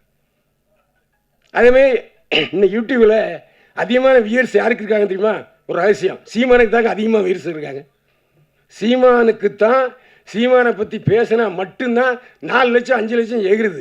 அது மட்டும் இல்லை, வெளிநாட்டில் உள்ள தமிழர்கள் எல்லோரும் விழுந்து விழுந்து பார்க்கிறார்கள். நாமளும் தமிழக கட்சி சீமானை பற்றி பேசினா அவர் பேசினா. ஏன்னா பார்க்குறவங்களுடைய டேஸ்ட்டே வேறு. பார்க்குறவங்களுடைய டேஸ்ட்டுக்கு நாம் அட்ஜஸ்ட் பண்ணி தான் சிலரும் போக வேண்டியிருக்கு. இந்த அட்ஜஸ்ட்மெண்ட்டுங்கிற வார்த்தையை தப்பாக நினச்சிக்கிறாங்க. எல்லாருக்கும் அட்ஜஸ்ட்மெண்ட் இருக்குது. உடனே நீங்கள் தப்பாக நினச்சிக்கூடாது இந்த அட்ஜஸ்ட்மெண்ட்டுங்கிற வார்த்தையை. எனக்கு நேரம் ரொம்ப அதிகமாக நான் பேசி நினைக்கிறேன். அதே மாதிரி ஜீவா ஒரு வார்த்தை சொன்னார், காசே தர மாட்டேங்கிறாங்க நடிச்சா அப்படின்ட்டு. யாரை சொல்கிறாரு எனக்கு தெரியல. விளக்கு இது விதிவிலக்கு பால் வைத்தினான்னு சொல்லணும். அவரு ஜீவானந்த் என்ன சொல்கிறாரு, கரெக்டாக ஷூட்டிங் முடிஞ்சு எல்லாருக்கும் பைசா டான்னு அடித்தார். உண்மையிலே எனக்கும் கொடுத்துட்டார். பேசுகிற தொகையை கரெக்டாக கொடுத்தால எந்த சந்தேகமே இல்லை. நான் ஜீவா மாதிரிலாம் பேச மாட்டேன். ஏன்னா அவர் பாதிக்கப்பட்டது நல்லா தெரிஞ்சுது. ஹீரோன்னு சொல்லி ஏமாற்றி விட்டாருங்கிறாரு அவர். உண்மையா இல்லையா? என்கிட்ட கதையே சொல்லலை என்னாரு. எவ்வளோ அழகா ஒரு நடன காட்சி வச்சு விட்டுது, அதையும் பிடிக்கிட்டார் ஐயா. அருமையாக பேசுனீங்க. நீங்கள் தான் இந்த விழாவில் மிகச்சிறந்த நாதத்தை, அதாவது நீங்கள் வந்து ஔவையார் மாதிரி இல்லாட்டி தொல்காப்பியர் மாதிரி எழுதிட்டீங்க. நான் உரை சொல்லிட்டேன், அவ்வளோதான் உண்மை. இதுக்கு டைரக்டர் பள்ளி சொல்லுவாருன்னு நினைக்கிறேன். அது மட்டும் இல்லை, நானும் மற்ற சில விஷயங்களை ஓப்பனாக பேசுகிறேன். ஏன்னா என்னுடைய காரில் தான் நான் போயிருந்தேன். என்னுடைய கார் தான் அந்த அரசியல்வாதி கேரக்டரில் நடித்தது. அந்த அரசியல்வாதி கேரக்டர்லையும் ஒரு எழுத்து விடாமல் பார்ப்பார். கமா போட்டால் அந்த கமா போடணும். அந்த மாதிரியெல்லாம் ரொம்ப ஸ்ட்ரிக்டான ஒரு டைரக்டரை பார்த்து இப்போ தான் பார்த்தேன். என்னைய ஒரு எழுத்தை கூட மாற்ற விட மாட்டாரு. சாவடிச்சிட்டார் உண்மையிலே. ஏங்க ஒரு டைரக்டர், அதாவது அட்ஜஸ்ட்மெண்ட்டுங்கிறது அவர்கிட்ட இல்லவே இல்லை. அதான் உண்மை. ஏன்னா இப்போ எனக்கு தெரிந்த ஃப்ளோவில் நான் வரணும்ல, உண்மை. அந்த அவங்களே அக்காவே தலையாட்டுறாங்க. எதுக்கு நான் சொல்கிறேன்னா, ஒரு அமிக்கபிள் பர்சனை இல்லை. ஏன்னா இந்த டயலாக்கு இப்படி கொஞ்சம் மாற்றிக்கலாமா? நோ நான் இருக்கிற பேசுகிறேன். ஆகா, நானும் ஜீவா வந்து சிலரும் ஜீவா என்னை சமாதானப்படுத்துவார். அண்ணே கொஞ்சம் அமைதியாருங்கண்ணே, அண்ணே கொஞ்சம் அமைதியாருங்கண்ணே, இப்படி தான் அவர் சொல்லுவார். இதுக்கு அதனால் அந்த ஒரு நாள் ஷூட்டிங் நடந்துச்சு. அந்த ஒரு நாள் ஷூட்டிங்லேயே நிறைய அசிஸ்டன்ட் டைரக்டர்ஸை பார்த்தேன். ஒரே ஒருத்தர் மட்டும் நான் வந்து அதான் ஜீவனந்தன் சார் தான் நினைக்கிறேன். அவர் தான் என்கிட்ட சொன்னார். அவர் தான் பாவம் வயசான ஆளுமே தெரிஞ்சுது. அவரும் சொன்னார், சார் டைரக்டர் என்ன சொல்கிறாரோ அதை கேட்டுங்க, சுத்தம் அப்படின்ட்டு அதேமாரி மேனேஜர் மட்டும் பழைய ஆள், அவர் மட்டும் அண்ணே இப்படி தானே இப்படி தானே அப்படின்ட்டு ரைட் ஓகே. ஏன்னா நல்ல வேளை மேனேஜர் மட்டும் பழைய ஆளை ஒருத்தரை வச்சுருந்தார். ஆனால் அந்த படத்தில் நான் ஷூட்டிங் போகும்போது பார்த்தீங்கன்னா ஜீவாவை தவிர வேறு யாருமே எனக்கு தெரிஞ்சவங்க கிடையாது. ஹீரோயினை அதுக்கு முன்னே பார்த்ததே இல்லை. அதுக்கப்புறம் சாப்பிட்டுட்டு இருக்கும்போது பார்த்தாங்க, ஏதோ சப்பாத்தி ஏதோ சாப்பிட்டு இருந்தாங்க. ஜீவா பொறுத்தவரை எனக்கு எப்படின்னா 30 வருஷம் 30 வருஷம் அதிகமாக இருக்கு, 25 வருஷம். அதாவது என்றைக்கு லொல்லு சபா சந்தானம் ரிலீஸ் ஆகி போனாரோ அந்த இடத்துக்கு வந்தார் ஜீவா. ஏன்னா இவர் வந்து ஆக்சுவலாக வந்து ரஜினியுடைய ரசிகர், ரஜினி மாதிரியே தான் பேசுவார், ரஜினி மாதிரியே நடிப்பார். ஆனால் அந்த லொல்லு சபா இதில் பண்ணும்போதும் சரி, அதுக்கப்புறம் ராஜ் டிவியில் பண்ணும்போதும் சரி, நான் அவரோட பயணிச்சிருக்கிறேன். நல்ல ஒரு, அதாவது எப்போ கதாநாயகன் ஆயிருக்க வேண்டிய ஜீவா இன்னும் அந்த முட்டுக்கட்டையிலே இருந்துக்கிட்டு இருக்காரு. அவர் வெற்றி பெற நான் வாழ்த்துக்கிறேன். மீண்டும் சந்திப்போம். வாழ்க வளமுடன். அரம்சை படம் வந்து அண்ணன் சொன்னாங்க நாங்கள் அரசியல் பேசவில்லைன்னு. நான் போகும்போது எனக்கு டயலாக் கொடுத்தாரா, என்னது ஏதோ ஒரு தாக்குற மாதிரி இருக்க அப்படின்னு கேட்டேன். இல்லை மாஸ்டர் நீங்கள் பண்ணிடுங்க அப்படின்னாரு. நான் பண்ணிட்டு போயிட்டேன், ஒன்றும் தெரில எனக்கு. ஆனால் அது வந்து அதுக்கப்புறம் தான் பார்த்தேன், அதை காமிச்சாரு. பார்த்தா பயங்கரமாக நான் அரசியல் பேசியிருக்கேன் மாதிரி தெரிஞ்சு. சரி என்ன சார் அப்படின்னா, இல்லை இது ஒரு மாதிரி படம் சார் அப்படின்னாரு. ஆனால் பார்த்தா இந்த படம் ஓடலைன்னா வேறு எந்த படமும் ஓடாது. அந்த மாதிரி ஒரு அற்புதமான கதை சார். உண்மையிலே உங்களுக்கு ராயல் சல்யூட் சார். இந்த மாதிரி துணிச்சலாக இந்த இப்போ யாரும் படம் பண்ண மாதிரி எனக்கு தெரியல. அந்த அளவு மிக அற்புதமாக நீங்கள் படம் பண்ணியிருக்கீங்க. நீங்கள் என்கிட்ட வந்து பேசும்போது சொன்னீங்க சினிமா மட்டும் பேசுங்க சார், வேறு எதையும் பேச வேண்டாம். நீங்கள் நானும் வேறு எதையும் பேசலை. இதில் நடிச்சிருக்க அத்தனைவரும் ஜீவா அவர்கள் வந்து அவர் ஒரு கடவுளுக்கு நிகரானவர் என்னை பொறுத்த வரைக்கும். அவர் வந்து இல்லைன்னு சொன்னாலும் சரி, நான் அவரை பார்த்த வரைக்கும் வந்து எந்த ஃபங்க்ஷன்லையும் எல்லாருக்கும் ஒரு ஊன்றுகோலாக போய் நிற்கிற ஒரு அந்த ஜீவா சல்யூட் சார். உண்மையிலே நீங்களாம் நல்லா வருவீங்க சார். நீங்கள் கவலைப்படாதீங்க. புரட்சித் தலைவர்லாம் 46 வயசுக்கு மேலே பெரிய டாப் ஹீரோ, அதெல்லாம் நீங்கள் கவலைப்படாதீங்க. நான் வந்து 36 வயசுக்கு மேலே தான் டாப் ஃபைட் மாஸ்டர் ஆனேன். அதெல்லாம் வந்து இப்போ எனக்கு 72 வயசு, இன்னும் நான் ஹீரோவை நடிக்கிறேன். அதனால் ஒன்றுமே பிரச்சனை இல்லை. அதுக்கு வயசுக்கு சம்மந்தமே கிடையாது. உடம்பை நல்லா வச்சுங்க. நீங்கள் உடம்பு எப்பவும் பார்த்துருக்கணும், அப்படியே வச்சுங்க. அது மாதிரி நீங்கள் எப்போ வச்சுங்க. அதாவது குணாஜி அடித்து கலைக்கு விட்டு போயிட்டார். அப்புறம் அண்ணன் ரொம்ப வார்த்தை பேசிட்டார். டைமண்ட் பாபு சார் ரொம்ப வார்த்தை பேசினாங்க. எல்லாத்துக்கு மேலே நமது பாசமிகு சகோதரி சுந்தரவல்லி அவர்கள் பேச்சை கேட்குறதுக்காக நாங்கள்லாம் ஆர்வமாக இருக்கோம். உண்மையான விஷயம் அதுதான். அதை உட்காந்துட்டு அவங்க பேசணும். தயாரிப்பாளர் வந்து சந்தோஷமாக இருக்காங்க. இந்த சந்தோஷம் நீடித்து இன்னும் நிறைய படம் நீங்கள் தமிழ்நாட்டுக்கு வெற்றி படங்களாக கொடுக்கணும் அப்படிங்கிறது உங்களோட கை தட்டலோட.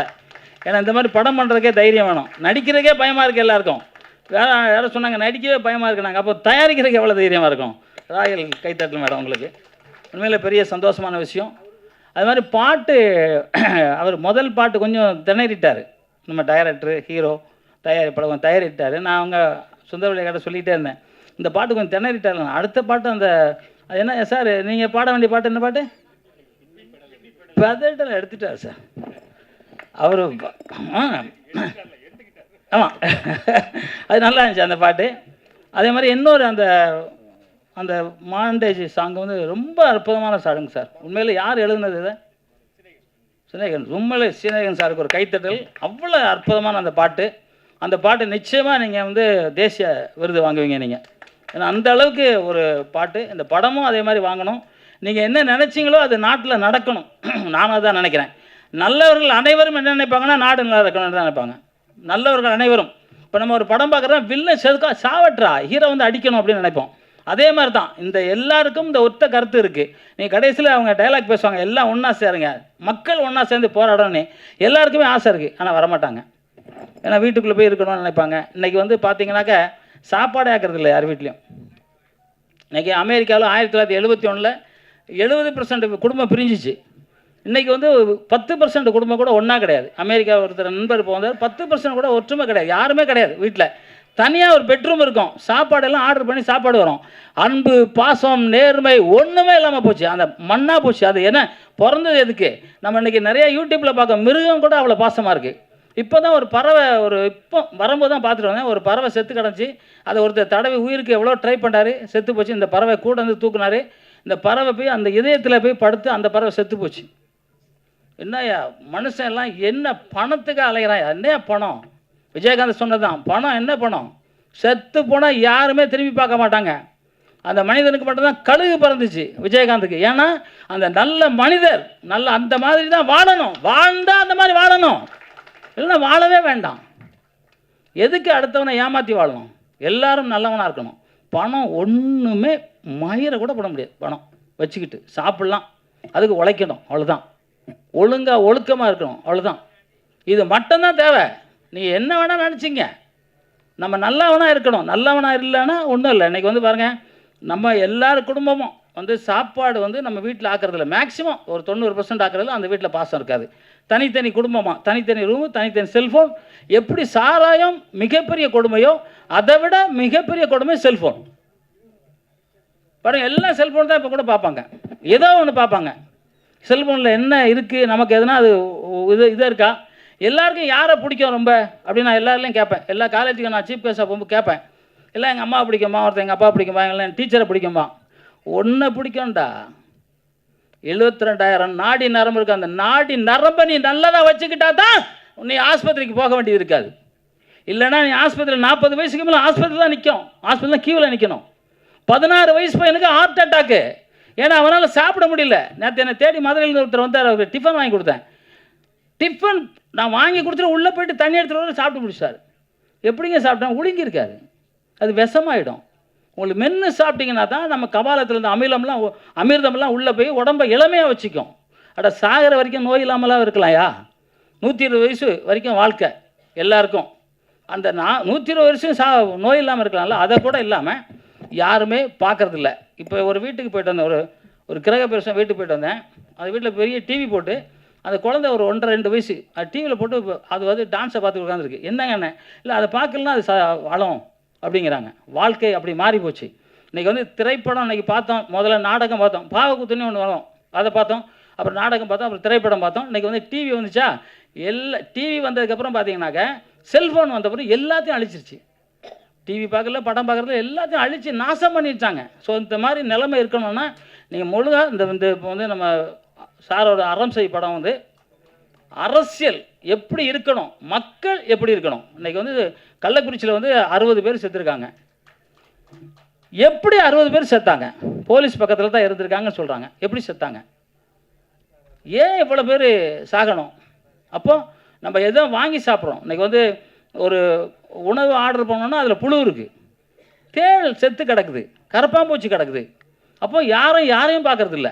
அவன் பணம் பணம் பணம் பணம் மட்டும்தான். அந்த பணம் வந்து யாரையும் எந்த காலத்துலையும் காப்பாற்றாது. குடும்ப ஒற்றுமை மட்டும்தான் காப்பாற்றும். நம்ம எப்பவும் ஒரிஜினலாக உத்தமனாக இருந்தால் மட்டும்தான் அது நம்ம வாழ முடியும், நல்லா வாழ முடியும். இல்லைன்னா ஏதோ வாழலாம், ஏதோ வாழ்ந்துட்டு போகலாம், சும்மா பிச்சைக்கார மாதிரி வாழலாம், ரோட்டில் படுத்துட்டு போகலாம், தண்ணி அடிச்சுட்டு துணியை கழட்டி போட்டு போகலாம், எவனுக்கும் தெரியாது. உனக்கு வாழ்ந்த அர்த்தமே இல்லை. அந்த வாழ்க்கை நல்லா வாழலாம். அறம் செய் படம் மாதிரி ஒரு படத்தை எடுத்த அந்த டைரக்டரை நான் மனமாற பாராட்டுறேன், அந்த டீமை மனமாற பாராட்டுறேன். நம்ம தேவா அவர் எங்கே வரேன், வயசானவர், என்னோட சின்னவரா பெரியவரா சரிங்க? என்னோட சின்னவரா? ஓகே. அவர் வந்து அற்புதமாக வந்து சொல்லுவார். டைரக்டர் நானும் நடிச்சிருக்கேன், ஆனால் எல்லாம் சொன்ன மாதிரி எனக்கெல்லாம் ஒன்றுமே தோணலை. ஏன்னா நடிக்க சொன்னாலும் நடிச்சு நம்பட வேண்டாம், அவ்வளோதான். எனக்கு ஒன்றுமே கூட டேக் வாங்கலை, என்னமோ தெரில. ஒருவேளை நான் கரெக்டாக பண்ணேன்னா இல்லை நான் தப்பாக பண்ணேன்னு எனக்கு தெரியல, ஆனால் அது மாதிரி பண்ணி கொடுத்தாரு. அப்புறம் எல்லாம் சொல்கிறத பார்த்தா டைரக்டர் அப்படிங்கிறாரு. நான் அவரை குழந்தை மாதிரியே தான் பார்க்குறேன். பாலு சார் வந்து எனக்கு தெரிஞ்சு ஒரு குழந்தை, எனக்கு அவ்வளோதான். அவர் வந்து நான் ஒரு ஒரு 6 நாள் நடிச்சிருப்பேனா சார்? 7 நாள் தான் அவர் பார்க்கும்போது நான் குழந்தை, இப்போவும் குழந்தை மாதிரி தான் தெரிறாரு. அவர் ஒரு இதாகவே எனக்கு தெரியல. ஆனால் நீங்கள் ஹீரோவாகணும்னு உங்களுக்கு ஒரு இது இருக்கும்போது சண்டையை முறையாக கற்றுங்க, டான்ஸை முறையாக கற்றுக்கிட்டிங்கன்னா உங்கள் அழகுக்கு மிகப்பெரிய ஹீரோவாக தமிழ்நாட்டில் வர்றதுக்கு வாய்ப்பு இருக்குது. சண்டை நல்லா போடலை, நான் சண்டைக்காரன் இல்லை, அதனால் சொன்னேன். இல்லை கற்றுக்கணுங்கிறேன்.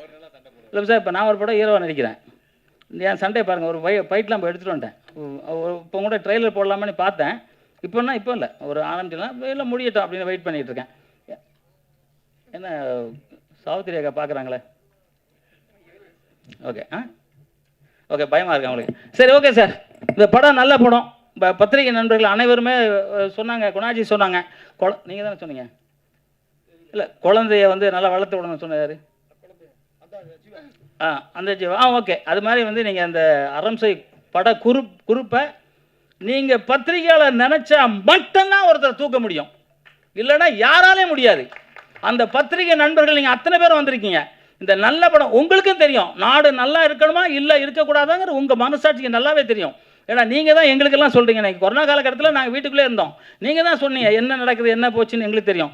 நீங்கள் உங்கள் உயிரை எப்படி ராணுவம் எப்படி உயிரை துச்சமாக மதிக்குதோ, போலீஸ் எப்படி துச்சமாக மதிக்குதோ, ஃபயர் சர்வீஸ் எப்படி துச்சமாக மதிக்குதோ, அதே மாதிரி பத்திரிகை நண்பர்கள் அனைவரும் உங்கள் உயிரை துச்சமாக நினச்சி மக்களுக்காக செய்கிற நீங்கள் உங்கள் குடும்பத்தோடு நல்லா இருக்கணும். ஏன் நான் சொல்கிறேன்னா, இன்னைக்கு ஒருத்தன் ஏதோ பத்திரிகையாளர் அடித்தான், நான் பார்த்தேன் ஒரு இதில் அடித்தான், நீங்கள் திருப்பி அடிச்சுக்கணும். எவனாக இருந்தால் நாங்கள் திருப்பி அடிங்க, அடிக்காத வரைக்கும் நம்ம யாரும் அடிக்கக்கூடாது, அடித்தா திருப்பி அடிக்கணும். என்னங்க பயில என்ன கேட்டு தானே, நான் அடிக்கவே விட மாட்டேன்.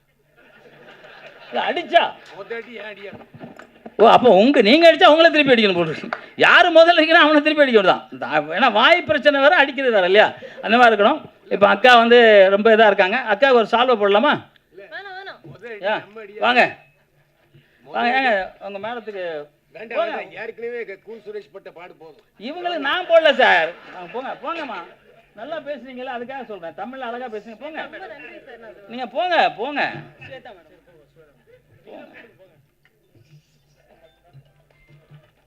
யாரோ வீட்டுக்கு கூப்பிட்டுட்டே இருக்காங்க.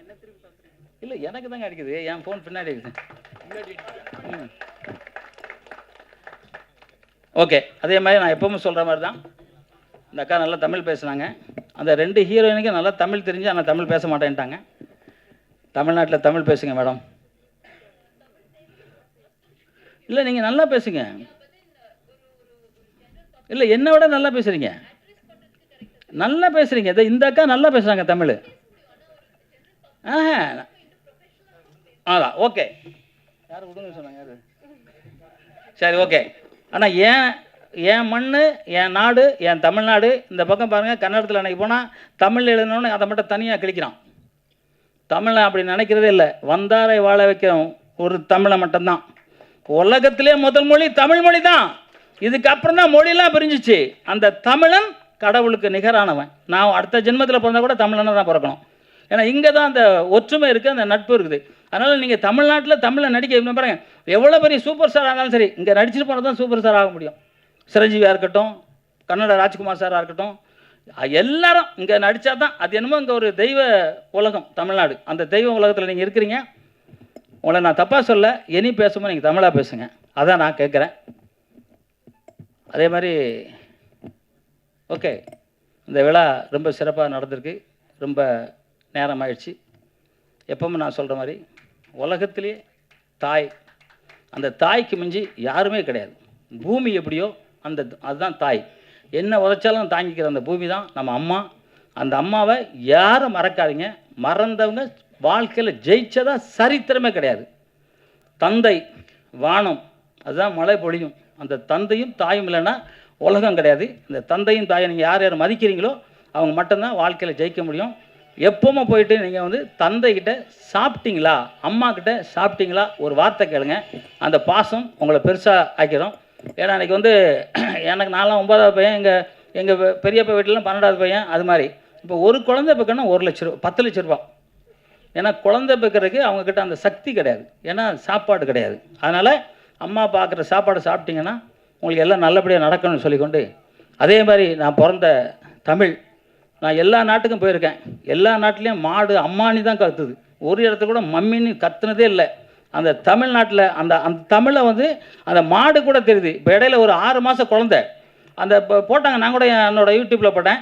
அது அம்மாங்குது அப்பாங்குது, இங்கிலீஷில் சொல்ல 6 மாத குழந்தை. அப்போ அதுக்கு மாதிரி இருக்கும்போது நீங்கள் காது குத்துறீங்க இல்லை, நான் ஸ்டார்ட் பண்ணல.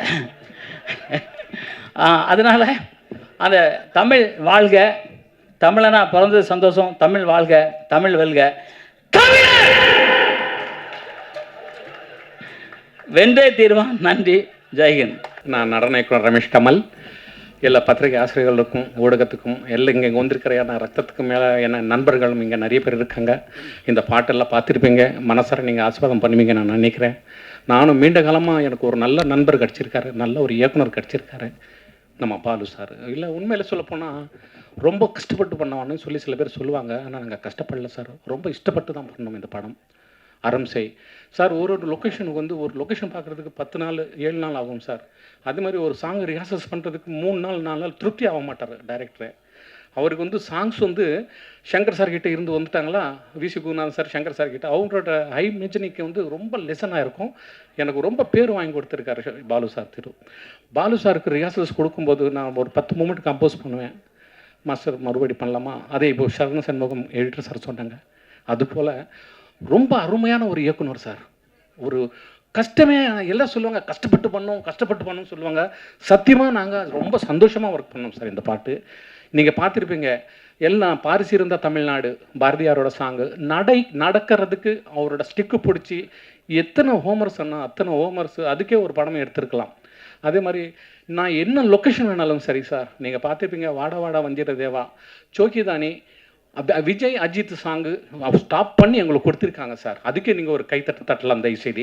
அந்த லொக்கேஷனோட சம்பளம் ஒரு நாளைக்கு 80,000 ரூபாய் சம்பளம் சார். ஒரு டான்ஸ் மாஸ்டர் ரமேஷ் கமல் கேட்குறாருன்னு சொல்லி அந்த சாங்கில் நிப்படி வச்சு விஜய் சாங்கு அஜித் சாங்கே ஸ்டாப் பண்ணி எங்களுக்கு வாங்கி கொடுத்துருக்காரு திரு பாலு சார். அதுக்காக அவங்க கை தட்டணும் ப்ளீஸ். நீங்கள் இப்போ பார்த்துருப்பீங்க சாங்ஸ் எல்லாம், அதுக்கெல்லாம் எனக்கு நடன இயக்குனர் வாய்ப்பு கொடுத்தாரு. இந்த கம்பெனியில் அத்தனையுமே சார், இந்த டெக்னீஷியன்ஸ் அத்தனையுமே ரொம்ப அழகான technicians sir, very good Junoon technicians எல்லாமே. எனக்கு இந்த மாதிரி டான்சர்ஸ் வேணும் சார். டேப்பு கடிக்கிறதுக்கு அதுக்கு ஒரு 10 நாள் ஆயிடுச்சு சார். கோயம்புத்தூரில் ஆர்டர் பண்ணி ஃப்ளைட்டில் அவர் வச்சிருக்கார் சார். அவர் ஒரு கை தட்டலாம். அந்த இப்போ இருக்கிற தட்டு, அந்த பறத்தட்டு வந்து இல்லை, சொல்லக்கூடாது நம்ம, காட் இஸ் கிரேட்டு. அந்த டேப்பு எங்கேயும் இல்லை, தேடி தேடி பார்த்தோம் சென்னையில், எங்கே கடிக்கல, 5 கடிக்கல. கோயம்புத்தூர் ஆர்டர் வச்சு ஃப்ளைட்டில் அவர் வச்சிருக்கார் வித்தின் 4 ஹவர்ஸில். அந்த மாதிரி எல்லா டெக்னீஷியன்ஸ் எல்லாம் நமக்கு எல்லாமே, கேமராமேன் சார் சரி, கண்ணன் சார் சரி, சிவகுமார் சார் சரி, முத்துமனோர் சார் சரி, ஜீவரத்னம் சார் சரி, எடிட்டர் சரண சண்முகம், அவருக்கும் எனக்கும் பிரச்சனை வந்துடும், தகராறு வந்துடும். சாங் இப்படி பண்ணலாம். நாங்கள் 2 பேரும் தகராறு பண்ணி கஷ்டப்பட்டு எல்லாம் பண்ணி செஞ்சு டைரக்டர் சார் பாருங்கள் சார் சாங் எப்படி இருக்கு, மாஸ்டர்ஜி மறுபடியும் ஸ்டார்ட்ல வந்து போகலாமா, ஓகே போகலாம் அந்த மாதிரி. ஆனால் ரொம்ப it's a great lesson to Balu sir, Balu Vaidyanath sir, எல்லாருமே ப்ரொடியூசர்ஸ் எனக்கு எல்லாம் எது கேட்டவங்க கொடுத்துருக்காங்க. இந்த தாரகை சினிமாஸில் எனக்கு நடன இயக்குற வாய்ப்பு கொடுத்த திரு பாலு வைத்தியநாத் சார் அவர்களுக்கும், ப்ரொடியூசர் சார் அவர்களுக்கும், டெக்னீஷியன் சார் அத்தனை பேருக்கும் என் மனதார நன்றி. இங்கே வந்திருக்கிற ஊடகம், இங்கே வந்துருக்கிற பத்திரிகையாளர்களுக்கும், என்னோட ரத்தத்திலான ரத்தம் நண்பர்களும் பெரியவர்களுக்கு எல்லாருக்குமே, என் குரு தியாகு டங் மாஸ்டர் அவர்களுக்கும் எல்லாருக்கும் நன்றி. Thank you sir, thank you. இந்த டைட்டில் வந்து அறம் செய். மணிமேகலையில் வந்து 3000 வருஷத்துக்கு முன்னாடி அறம் செய்ன்றதை பற்றி என்ன சொல்லியிருக்காங்க, உணவு உடை உறையுள் என்பதை பற்றி என்ன சொல்லியிருக்காங்கிறத பற்றி தெரியும். அதுக்கப்புறமா 2000 வருஷத்துக்கு முன்னாடி திருவள்ளுவர் வந்து அறம் எனப்படுவது யாதினை யாதென்றும் தீது இல்லாத சொல் என்று சொல்கிறாரு. அந்த வார்த்தை கூட வந்து பார்த்தீங்கன்னா நீங்கள் தீதாக இருக்கக்கூடாது, வார்த்தை தான் சொல்லாகும், சொல்லுதான் செயலாக மாறும்னு சொல்கிறாரு. ஆனால் 1000 வருஷத்துக்கு முன்னாடி ஔவையார் வந்து சொல்கிறாங்க, கட்டாயப்படுத்தி வந்து அறத்தை செய்யக்கூடாது, அறம் செய்யன்னு சொல்லக்கூடாது, அறம் செய் விரும்புன்னு தான் சொல்லணும் அப்படின்னு சொல்லியிருக்காங்க. 3000 வருஷத்துக்கு முன்னாடி சொன்ன அந்த உணவு உடை உறையுறை இன்றைக்கி வரைக்கும் ரேஷனில் அரிசியாக கொடுக்குறான். பொங்கல் ஆனால் வந்து பார்த்தீங்கன்னா கவர்மெண்ட் வந்து இல்லாதவங்க வேட்டி சட்டையாக கொடுக்குறான். அதே மாதிரி வந்து பார்த்திங்கன்னா அரசியல் பற்றி நம்ம இந்த கதையில் வந்து அறம் செய் அப்படின்றத வந்து இவர் ஒரு உரிமையாக சொல்லியிருக்காரு. சரி, பாலு சாருக்கு இந்த டைட்டில் எந்த விதத்தில் நியாயம் அப்படின்னு சொன்னால், நான் வந்து ஒரு 10-15 படம் ஒர்க் பண்ணியிருக்கேன், ஒரு 3 படம் டைரக்ட் பண்ணியிருக்கேன், 3 படம் ப்ரொடியூஸ் பண்ணியிருக்கேன். நட்பின் ரீதியில் அவர் கூட இந்த படத்தை நான் ஒர்க் பண்ண போனேன். ஒரே ஒரு விஷயம் தான், பாலு சாருக்கும் இந்த டைட்டில் கரெக்டாக இருக்குன்னா, நாளைக்கு காலையில் ஷூட்டிங்னு சொன்னால் இன்றைக்கி காலையில் 10 மணிக்கு அவர் ஆஃபீஸ்லேருந்து 2 லெட்டர் வந்து வெளியே வரும் டிடிபி பண்ணி. ஒன்று வந்து டைலாக், அடுத்து இன்னொன்று வந்து நாளைக்கு காஸ்டியூமருக்கு எவ்வளோ சம்பளம், அசிஸ்டன்ட் டைரக்டருக்கு எவ்வளோ சம்பளம், மேக்கப் மேனுக்கு எவ்வளோ சம்பளம், செட்டுக்கு எவ்வளோ, ப்ரொடக்ஷன் எவ்வளோ வந்து டிடிபியில் டைப் பண்ணி மேனேஜர் பாஸ்கர் சார்கிட்ட கொடுப்பார். அதாவது கதை டைலாக் வரும்போதே கூட அது வந்துடும். ஷூட்டிங் ஸ்பாட்டில் அவரே டைரக்டர், அவரே ப்ரொடியூசரு, அவரே நடிக்கிறாருன்ற பட்சத்தில் அங்கே வந்து ஷூட்டிங் முடிஞ்ச அடுத்த செகண்டு அந்த மேக்கப்போட கலைக்க மாட்டார். நேராக உக்காந்து நமக்கு முன்னாடி ஒர்க் பண்ணவங்கெல்லாம் போனோம்னு சொல்லிட்டு அவர் உக்காந்து அந்த இடத்துல எல்லாருக்கும் பேமெண்ட்டு பிரித்து கொடுத்துட்டு தான் அதுக்கப்புறம் வந்து ஒரு கிளாஸ் தண்ணியே குடிப்பார். அப்படி வந்து ஒரு சிறந்த மனிதர்.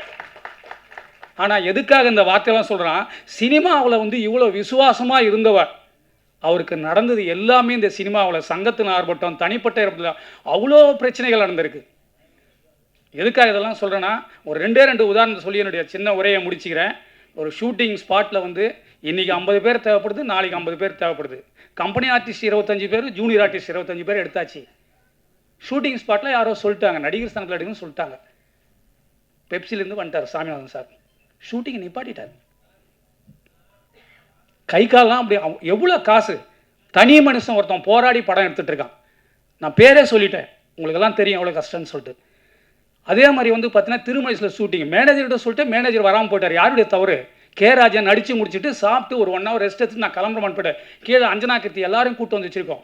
மேனேஜர் வரல, ஷூட்டிங் வந்து நிப்பாட்டிட்டாங்க. எங்கள் சங்கத்துலேயும் போய் சொன்னேன், இயக்குனர் சங்கத்தில் ஏதோ அவரை காம்ப்ரமைஸ் பண்ணாங்க. ப்ரொடியூசர் கவுன்சிலையும் சொன்னாங்க, காம்ப்ரமைஸ் பண்ணாங்க. மன்னன் சார் ஒருத்தர் மட்டும்தான் அதை கூப்பிட்டு விசாரித்து அவர் மட்டும் பண்ணார். அந்த மன்னன் சாருக்கு நம்ம மூலிமா இன்றைக்கி வந்து வாட்ஸ்அப் உனக்கு நான் சொல்கிறேன். எவ்வளோ கஷ்டம், ஒரு விசுவாசமாக இருக்கான் ஒரு மனுஷன் படம் எடுக்கிறாப்புல, இவ்வளோ கஷ்டத்தை பகிர்ந்துக்கிறாரு. ஆனால் அவருக்காக நம்ம சங்கங்கள் செயல்படுதா அப்படின்னா நீங்கள் தான் பதில் சொல்லலாம். அடுத்ததா சரி இதுதான் இப்படி ஆகிப்போச்சு. போலீஸ் ஸ்டேஷன் ஆர்கே ஹவுஸில் ஷூட்டிங் நடக்குது வளசரவாக்கத்தில். 8 மணிக்கெல்லாம் ஷாட் வச்சு ஒரு 2 ஷாட் தான் எடுத்துங்கிறாங்க, வீட்டுக்குள்ளே எடுத்துங்கிறாங்க. போலீஸ் வந்து டன்னு வந்து வண்டி நிப்பாட்டிட்டாப்ல, காசு கொடுன்னு கேட்குறாப்புல. சார் நீங்கள் ஷூட்டிங் எடுங்க சார், நான் போய் பேசுகிறேன் சார் போய் போட்டால், சார் எதுக்கு சார் உள்ளே தானே சார் ஷூட்டிங் எடுக்கிறேன், வெளியில் எதுக்கு சார் காசு கொடுக்கணும் அப்படின்னு கேட்டேன். அதெல்லாம் எங்களுக்கு தெரியாதுங்க, காசு கொடுங்க பிரச்சனை தான். எதுக்கு சார் கொடுக்கணும்னு கேட்கும்போது பார்த்தீங்கன்னா கொடுத்து தான் ஆகணும். சரி கொடுங்க, நான் ஃபோனில் எடுங்க, நீங்கள் சொல்லுங்கள் நான் கொடுக்குறேன் அப்படின்னு சொன்னால் ஃபோனை பிடிக்கிட்டு போயிட்டான். அதுக்கப்புறம் சன் டிவி சக்திகள் சொன்னேன். அந்த போலீஸும் ஒருத்தர் இருந்தார், குருஸ்ன்னு சொல்லிட்டு இன்ஸ்பெக்டர் இருந்தார். அவர் வந்து ஒன்றும் இல்லை நீங்கள் போங்கன்னு சொல்லி அனுப்பிச்சி வச்சார். எல்லா இடத்துலையுமே பிரச்சனை, இவ்வளோ பிரச்சனையும் கடந்து சென்சாருக்கு போயிட்டு போனால் அங்கே வந்து பார்த்தீங்கன்னா 42 கட்டு. அதாவது வந்து மனசில் வந்து ஒரு ஒரு ஒரு வந்து அவங்க வந்து ஒரு அழுக்க சுமந்துக்கிட்டு படம் பார்த்து 42 உட்பட்டு தான். நான் ஒரு 11 படத்துக்கு சென்சார் போயிருக்கேன். 1/2 மணி நேரத்துக்கு மேலே அதிகமாக இருக்கும். உங்களுக்கு எல்லாரும் தெரியும், இங்கே எங்கே ஜெயிச்சவங்க எல்லாருமே தெரியுமா. 1/2 மணி நேரத்துக்கு மேலே அதிகமாக 3 மணி நேரம் 7:30 மணிக்கு படம் முடிஞ்சு 9:30 மணி வரைக்கும் படத்தை அப்படியே அந்த அளவுக்கு இது இல்லை அது இல்லை. சென்ட்ரல் சொல்லியிருக்கீங்க, ஸ்டேட்டை சொல்லியிருக்கீங்க, ஆளும் கவர்மெண்ட்டை சொல்லியிருக்கீங்க, எதிர்கட்சி சொல்லியிருக்கீங்க, எது தான் சார் எல்லாமே சொல்லியிருக்கேன் சார். ஆனால் நடந்து தானே சார் சொல்லியிருக்கேன். 3 மணி நேரம் போராடி இவ்வளோ தொலை வந்திருக்காங்க. எதுக்காக இவ்வளோ எல்லா விஷயத்தையும் நான் சொல்கிறேன்னு சொன்னால், இந்தியாவில் தமிழ்நாடுன்னா தனி மரியாதை. வந்தாரை வாழ வைக்கிறது மட்டும் இல்லை, இங்கே வந்தவங்களுக்கு எல்லாருக்குமே என்ன சிறப்புன்னு உங்களுக்கு தெரியும். அதே மாதிரி மீடியாவுன்னு சொன்னால் நார்த் இந்தியா மீடியாலாம் எப்படி எழுதுவாங்க என்னன்னு தெரியும். ஆனால் இந்த வளர்ந்த குழந்தைக்கும் ஒரு பிறந்த குழந்தைக்கும் எவ்வளோ வித்தியாசம் இருக்குன்றத பத்திரிகை ஊடக தர்மங்களுக்கு உங்களுக்கு எல்லாருக்குமே தெரியும். நீங்கள் தயவு பண்ணி இந்த ஒரு ஃபஸ்ட்டு படம் இவ்வளோ கஷ்டப்பட்டு நிறைய கஷ்டம் சொல்கிறான். டெய்லி வந்து பார்த்தீங்கன்னா நைட்டு 9 மணிக்கு ஷூட் முடிச்சா 12 மணிக்கு தான் வீட்டுக்கே போவோம். அவ்வளோ பிரச்சனை வந்துகிட்டே இருக்கும், ஏதோ ஒரு சைடில் வந்துகிட்டே இருக்கும். இருந்தாலும் தைரியமாக எடுத்து ஒரு கான்செப்டை சொல்லி இவ்வளோ ஒரு விஷயத்தை பண்ணியிருக்கோம். கையெடுத்து கும்பிடுறது எங்கள் படக்குழுவின் சார்பாக பத்திரிகை நண்பர்கள், ஊடக நண்பர்கள், நீங்கள் மனசு வச்சா இந்த படம் கண்டிப்பாக வெற்றி படம் அமையும். உங்களை பாதங்களை தொட்டு கேட்டுக்கிறேன். இந்த குழந்தை வந்து பார்த்தீங்கன்னா உங்களை நம்பி வந்திருக்கிற இந்த குழந்தையை கரை சேர்க்க வேண்டியது உங்ககிட்ட தான் இருக்குது. தயவு பண்ணி எங்களுக்கெல்லாம் ஒரு நல்ல வாய்ப்பு தரும்படி தாழ்மையுடன் கேட்டுக்கொள்கிறேன். நன்றி, வணக்கம். அறம் செய் இந்த டைட்டில் பாலு சார் கிட்ட நான் ஆரம்பத்தில் 2-3 தடவை கேட்டிருக்கேன். அறம் செய்னா என்ன சார் அர்த்தம், எனக்கு இதுக்கு புரியலை, கொஞ்சம் சொல்லுங்கள் அப்படின்னு நான் கேட்டிருக்கிறேன். அறம் அப்படின்னா அதுக்கு நிறைய பொருள் இருக்குது. ஒவ்வொரு இடத்துல அது வந்து வேறுபடும். இதுதான்னு சொல்ல முடியாது. ஆனால் உங்களுக்கு படம் இதுக்கு வந்து பதில் சொல்லும். இவ்வளோ தான் எனக்கு சொன்னார் அவர். எனக்கு கதை இன்னி வரைக்கும் நான் சொன்னதும் இல்லை, சார்கிட்ட நான் கதை கேட்டதில்லை. நான் பாலு சார் பண்ணுற படம் கண்டிப்பாக ரொம்ப சிறந்த படமாக இருக்கும். அதனால் அவர்கிட்ட நான் கேட்கவே இல்லை. ரெகுலராக நான் ஷூட்டுக்கு போய் கிட்டத்தட்ட ஒரு 30 நாள் டப்பிங் பண்ணாங்க. ஒவ்வொரு நாளும் நான் போய் இந்த படத்தை வந்து நான் கொஞ்சம் கொஞ்சமாக எனக்கு அந்த அறம் செய்க்கு பதில் எனக்கு கிடைச்சது. முழுக்க வந்து அரசியல் படம் தான்.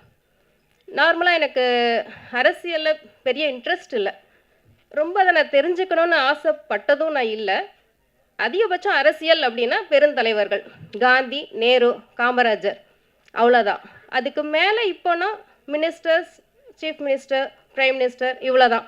அதுக்கு மேலே நான் தெரிஞ்சுக்கணுன்னு ஆசைப்பட்டதில்லை. ஆனால் இந்த அறம் செய் 2 வருஷமாக நான் ட்ராவல் பண்ணதுக்கப்புறம் தான் எனக்கு அரசியல்னா என்னங்கிறது எனக்கு கற்றுக் கொடுத்தது வந்து இந்த அறம் செய் திரைப்படம். அவ்வளவு விஷயங்கள். மாணவர்களுக்கும் அரசியலுக்கும் என்ன சம்பந்தம், பெண்களுக்கும் அரசியலுக்கும் என்ன சம்பந்தம், தொழிலாளர்களுக்கும் அரசியலுக்கும் என்ன சம்பந்தம், அந்த மாதிரி ஒவ்வொரு விஷயத்துக்குமே வந்து எனக்கு பதில் கிடைச்சது. டெய்லி நான் நியூஸ் பார்க்குறப்போ ஒவ்வொரு நாளும் படத்தில் பார்த்த ஒவ்வொரு சீனுமே எனக்கு வந்து அதுக்கு கனெக்டடாக இருக்கும். ஸோ நான் அப்போ மறுநாள் பாலு சார்ட்ட சொல்லுவேன், சார் இன்னைக்கு நியூஸ் பார்த்தேன், நம்ம படத்தில் சொன்னது வந்து நியூஸில் வந்தது. இது மூலமாக தான் நான் இன்னைக்கு வந்து அரசியலை கற்றுட்ருக்குறேன். அரசியல் இந்த படத்தில் ஒரு டயலாக் வரும், அறம் செய்யவே இங்கு அரசியல் களம் என்ற சொல்லின் உச்சம்தான் இந்த அறம் செய் திரைப்படம். ஸோ அரசியல் களத்திற்கு வழியை உண்டாக்கி, அரசியலை உருவாக்கி, அரசியலை வேறுபடுத்தி மிகவும் அழகாக நமக்கு இயக்கி இந்த படத்தை கொடுத்துருக்காரு. இது மக்களுக்கான படம், மக்கள்கிட்ட போய் சேரணுங்கிறதுக்காக ரொம்ப துணிச்சலாக இந்த படத்தை எடுத்திருக்கிறாங்க. இதை மக்கள்கிட்ட கொண்டு போய் சேர்க்கறது பத்திரிகை நண்பர்கள், ஊடக நண்பர்கள், உங்களால் மட்டும்தான் இது சாத்தியம். தயவு செஞ்சு கொண்டு போய் சேர்த்துருங்க. மக்கள் எல்லாருமே இந்த படத்தை கண்டிப்பாக பார்க்கணும், வந்து பாருங்கள். இந்த படத்தில் நானும் இருக்கிறேங்கிறதே ரொம்ப பெருமையான ஒரு விஷயம். டைரக்டர் சார் பற்றி சொல்லணும் அப்படின்னா, கதை, திரைக்கதை, வசனம், இயக்கம், ஒளிப்பதிவு, இது எல்லாத்துக்கும் மேலே பாலு சார் ஒரு நல்ல மனிதர். எல்லாரையுமே சமமாக பார்ப்பார். பெண்களை மிகவும் மதிப்பவர்.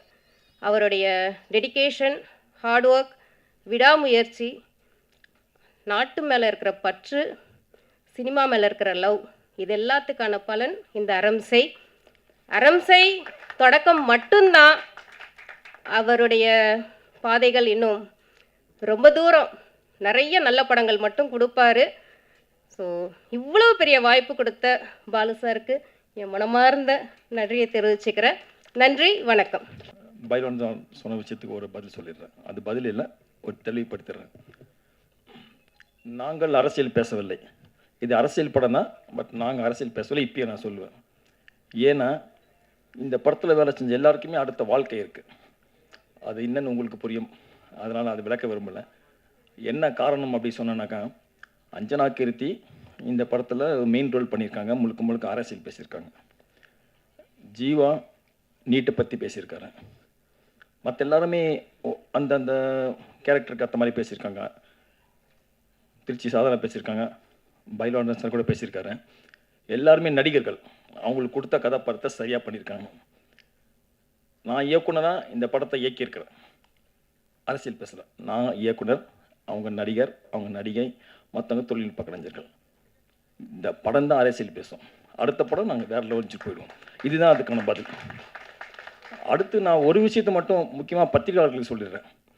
அது என்ன விஷயம் அப்படின்னா, கண்டென்ட் என்னன்னு தெரியாமல் நீங்கள் இதை மக்கள்கிட்ட கொண்டு போக முடியாது. நிறையா கான்ட்ரவர்சி இங்கே பேசியிருக்காங்க, படம் பண்ணும்போது கான்ட்ரவர்சி இருந்தது, நிறைய இருந்தது. அது என்ன விஷயம்னா, அறம் செய்யவே இங்கே அரசியல் களம், இதுதான் படத்துடைய ஒன்லைன். 75 ஆண்டு கால அரசியலை முழுமையாக மாற்றணும். இப்போ நமக்கு தேவை ஆட்சி மாற்றம் இல்லை, முழுமையான அரசியல் மாற்றம். இதுதான் படத்துடைய திரைக்கதை. இந்த படத்தில் இந்த தமிழ்நாட்டில், இந்தியாவில் இருக்கிற எந்த அரசியல் கட்சியையோ, அரசியல் தலைவர்களையோ, தனிநபர்களையோ பற்றி ஒரு வார்த்தை, ஒரு வசனமும் கிடையாது, ஒரு காட்சி கூட கிடையாது. யாரையும் நான் தாக்கி பேசலை, எதிர்த்து பேசலை, ஆதரவாக பேசலை. அப்புறம் எப்படி அரசியல் படம் நீங்கள் கேட்கலாம், அதுக்கு ஒரே பதில் தான்.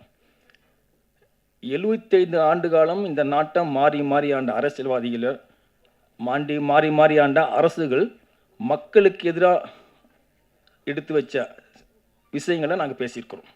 இந்திய அரசியல் சாசன சட்டத்தின்படி அதனை மேற்கோள் காட்டி மக்கள் அரசியல் எப்படி இருக்கணும்னு பேசியிருக்கிறோம். நன்றி.